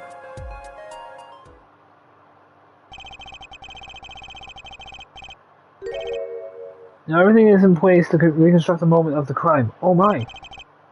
What's this? What is it now? Look at the diagram of the crime scene once more. It's basically on yet another contradiction. I'm sorry that I'm giving like Phoenix and Apollo the same voice. Like I can't. What I believe to be the final contradiction, in fact.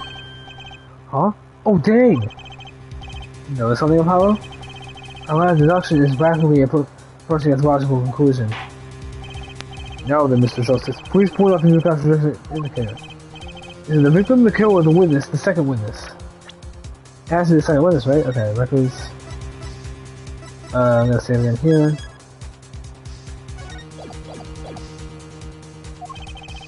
Which indicator is in the diagram contradicts? It has to be the second witness, because the cupboard would be, you know, blocking his view.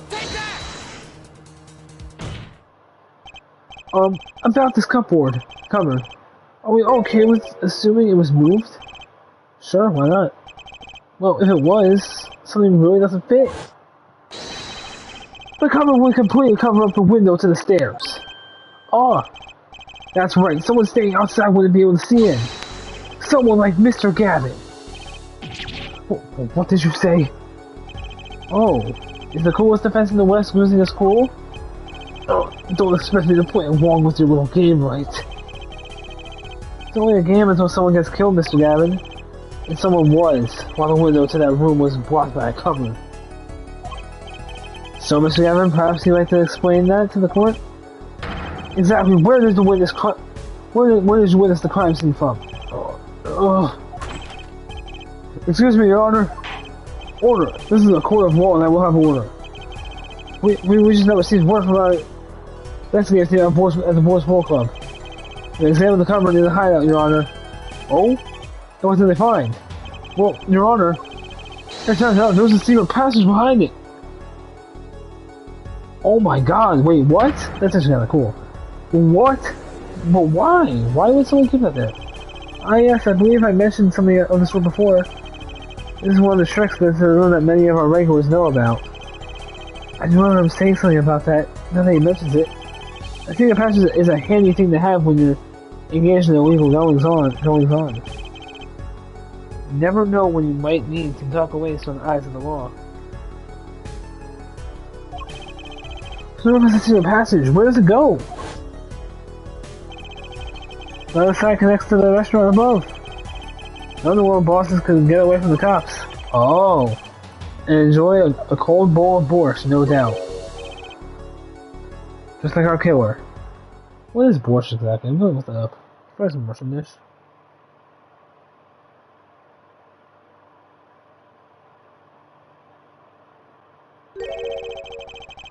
Looking up right now. Borscht is ours.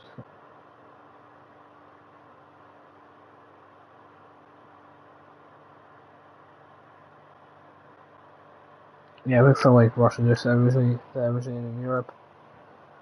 It says it's popular in Russia and Poland. You see where our line of simple deductive reasoning has led us, Apollo? I see it, but I don't believe it. I wasn't kidding when she said I needed this trump card for the last hand.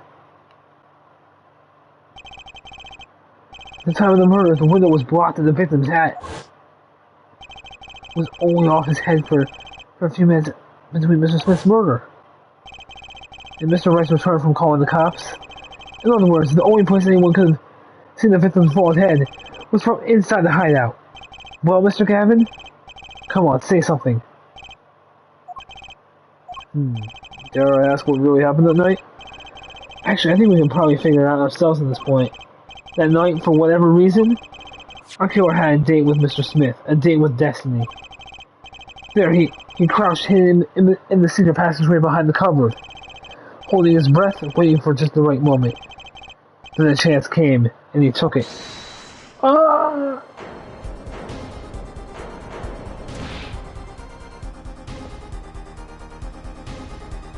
Why did you do that? Wait here, I'll get help. That's Phoenix talking. This overlord was out cold, struck by Mr. Smith. When his time was soon to come, Mr. Wright went upstairs to call the cops, leaving Mr. Shady Smith alone in the hideout with the unconscious dealer. Then our killer stepped out from the secret passage and into the hideout. The victim must have heard the cupboard sliding aside. He wheeled his chair around to look, and after the deed was done, the killer must have seen the blood on the card. He would have, of course, realized that they used to destroy the evidence. That single spot of blood told the whole story of the crime. Too bad for him, he didn't linger any longer in that hideout that night. If he had, he might have noticed the cards on the floor. And the fact that they were all red. Oh. That hit him hard right there.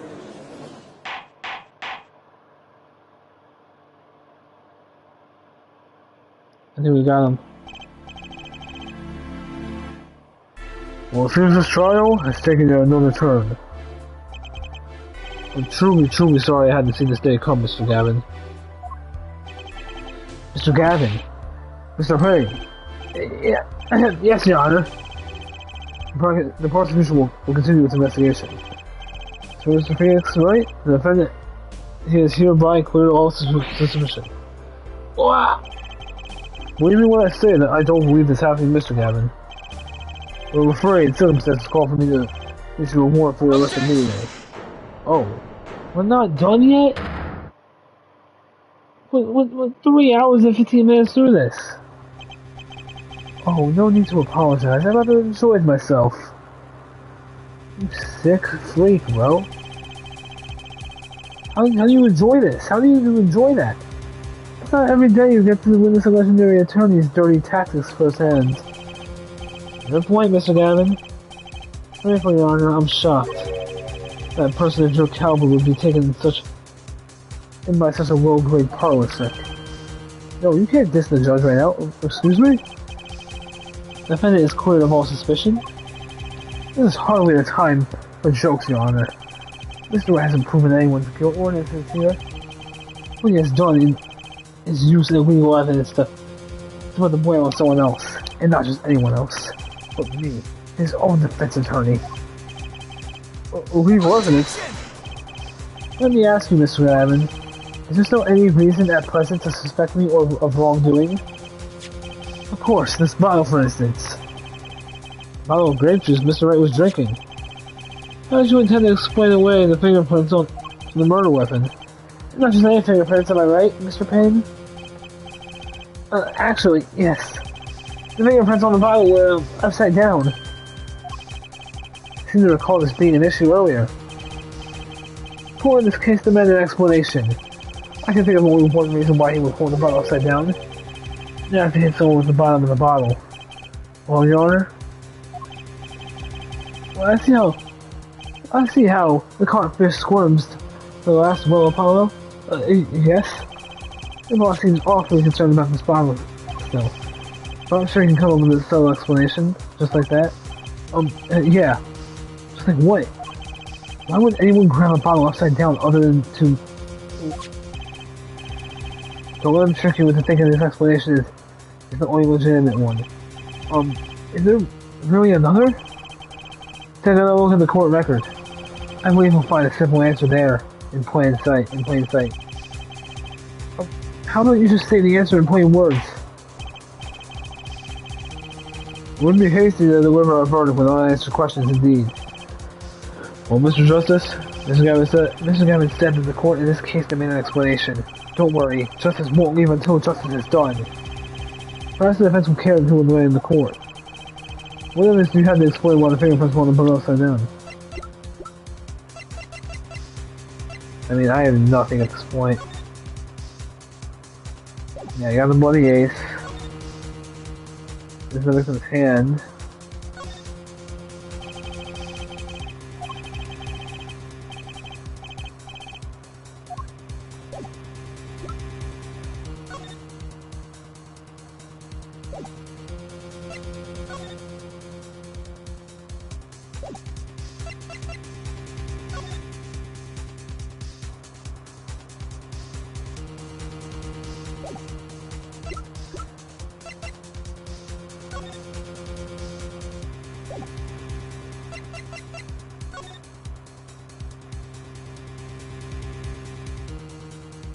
Oh wait, whoa!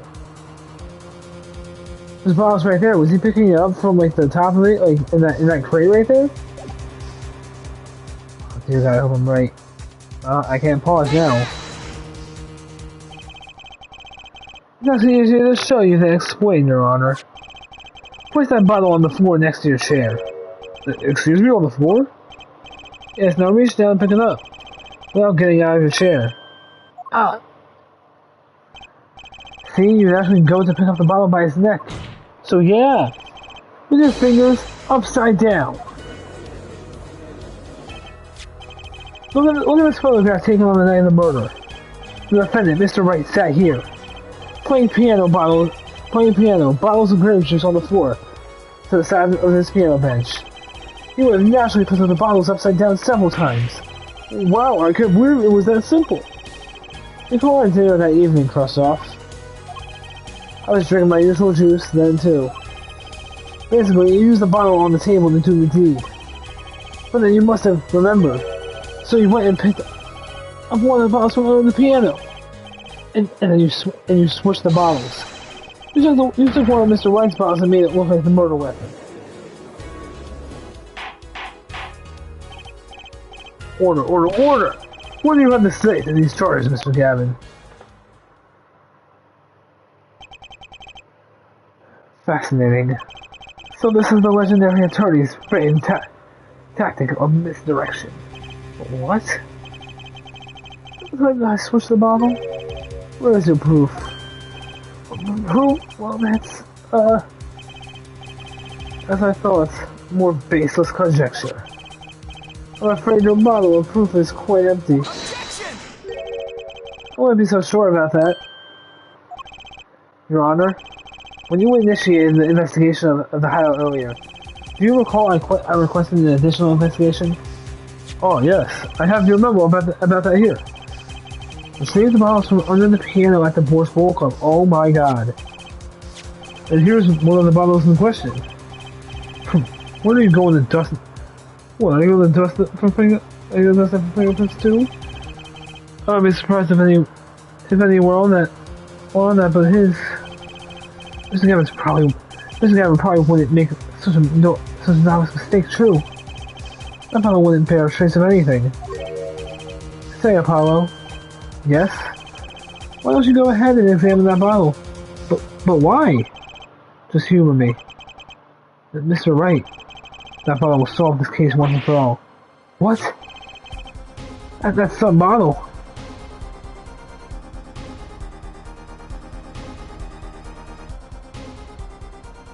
No shit. No fucking way! It's in here. There's something inside the bottle.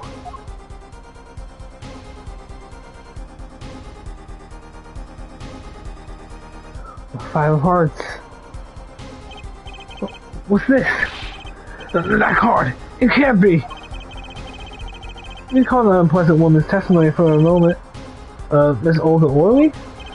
Yes, our little swindling... Oh, that's it. That night, I played the card like I was supposed to. And I lost the hand just like he was supposed to. Then Smith searched him.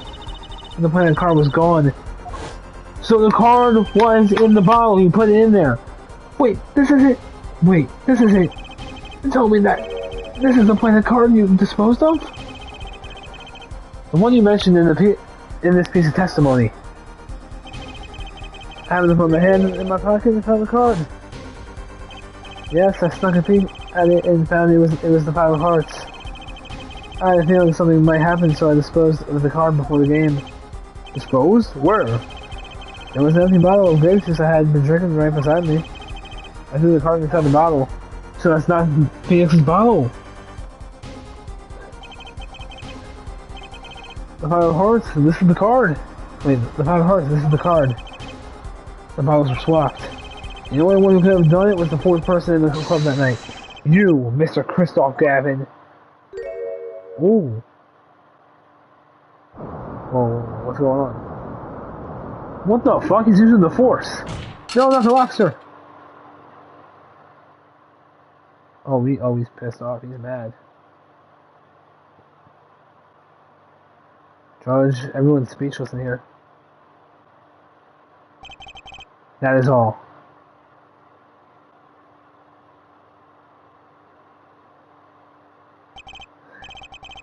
Is this your idea of revenge, Phoenix Wright? Revenge? Revenge for the events that took away your attorney's badge 7 years ago. I passed with my logic. Straight and true. Nothing's changed. All I did was point the finger of justice in the proper direction. Oh, fine. I'm glad we can have this little tete-a-tete, right? This is insane. What about me? Do I get to prosecute anyone? That's true, it was silent for a while, but nope, you don't get to prosecute anyone. I believe this time we finally come to the end of our trial. Mr. Payne, do you have a report for us on Christoph Gavin? He's did everything when processing his arrest now. I see, so no one has to wonder why we would do such a thing. He didn't even have a connection, did he? He didn't even have a connection to him, did he?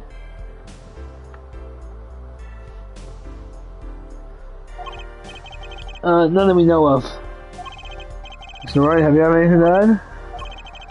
I'm afraid I can't shed any more light on the matter. About this victim, Mr. Sadie Smith. His occupation was listed as a trifler. An odd profession to be sure, and that's all we know about him.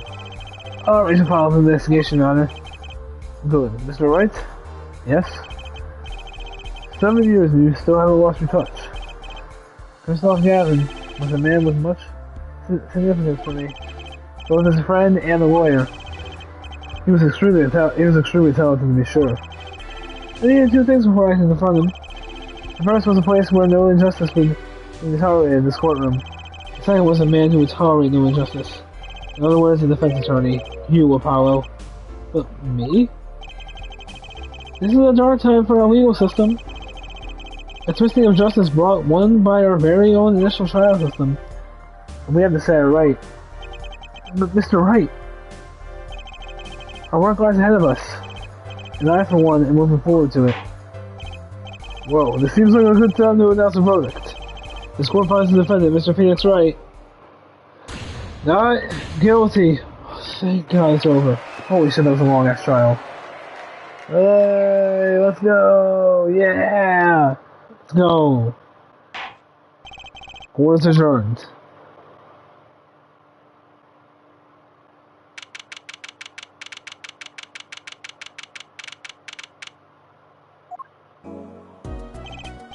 Thanks, Apollo. You came through just like I thought you would. I'm pretty sure I didn't do a thing there. It was you who cornered Mr. Gaff, the killer. I could have done it by myself. You stuck the tooth today, didn't you? Your ability. Ability? It's an activity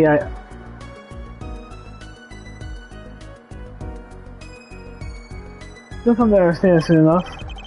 Wait, I wonder if he means... I have one question for the witness then. You say you saw the moment the defendant hit the victim? Is this true? Of course it's true. What's this weird vibe getting it? What was that, Mr. Wright? You ought to find the answer to that question yourself. The answer? Right. Today was full of questions without answers. Most of them about Mr. Gavin. What possible reason could he have had to commit murder? Perhaps he learned that in the days to come. Oh, wait. You don't know, do you? You don't know, do you? This locket is the key. Huh? Oh, that reminds me. I'm gonna go with a picture in your locket.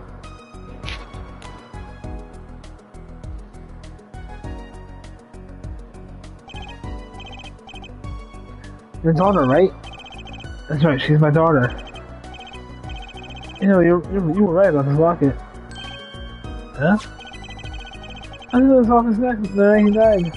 But it looks like our dear Russian scam artist saw me. So the truth is, this locket really did belong to him. Oh wait, but that's perjury!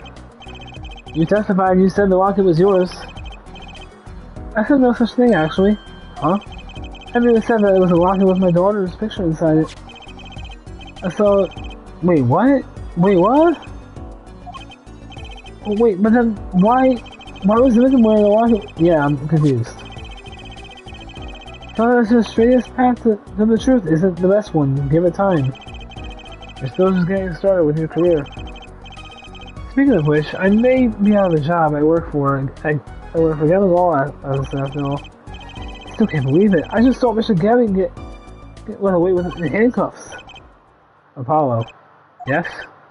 How about come on the work for me? Huh? You mean at the law offices? I mean, there's not a single attorney in my generation that doesn't know it. Doesn't know it. I can't imagine that to be true, but wait. But didn't you're not a... Oh, I turned in my badge, yes. I'm not an attorney anymore.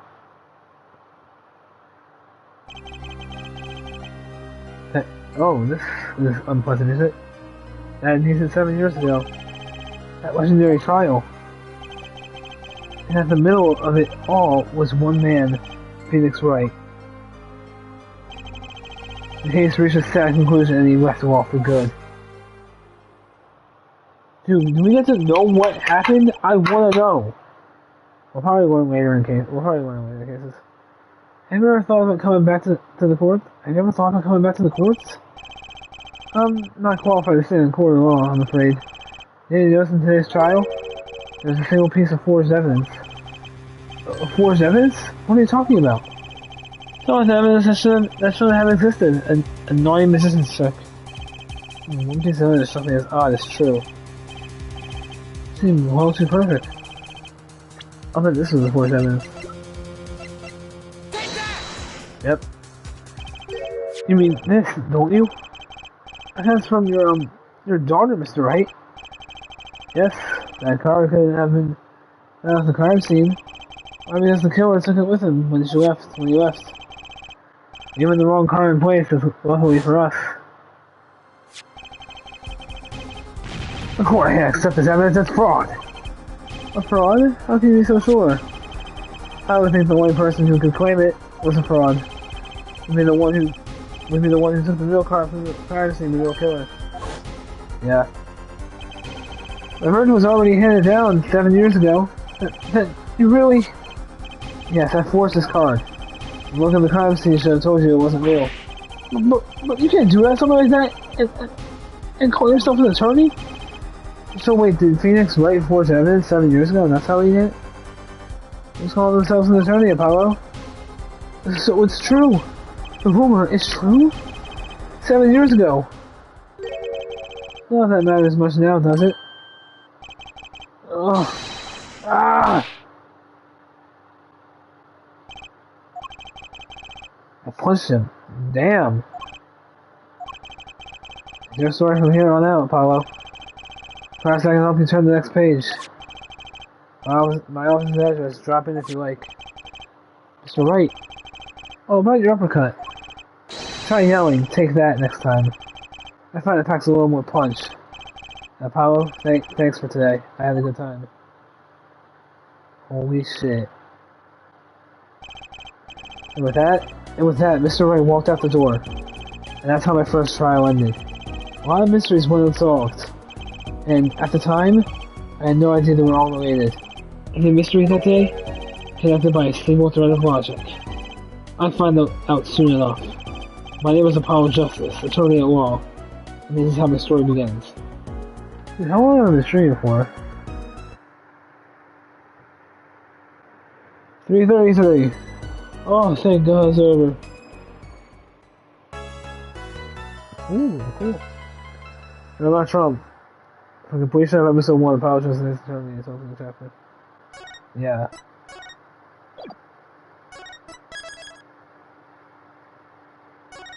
Oh, turn that corner. Okay, that's the next one. We'll watch the intro of this one, okay? Turn that corner. Episode 2, turn that corner.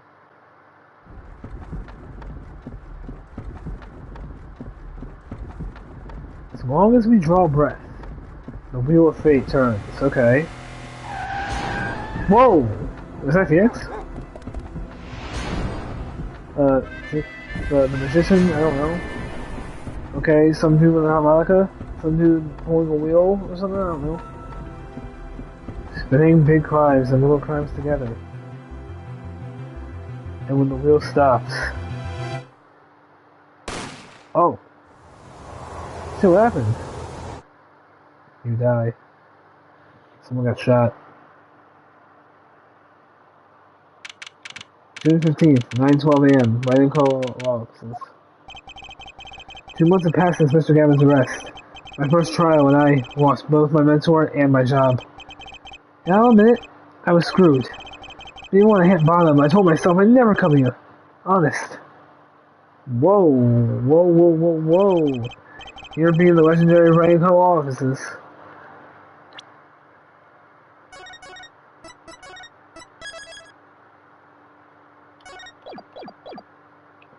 Okay guys, we're gonna end it here. I'm actually tired of this right now. See you guys in the next episode. Hope you tuned in. Make sure to click that subscribe button if you want to join the Super Gaming Squad today. And now have a Super Gaming Day, my Super Gaming Brothers. Bye bye.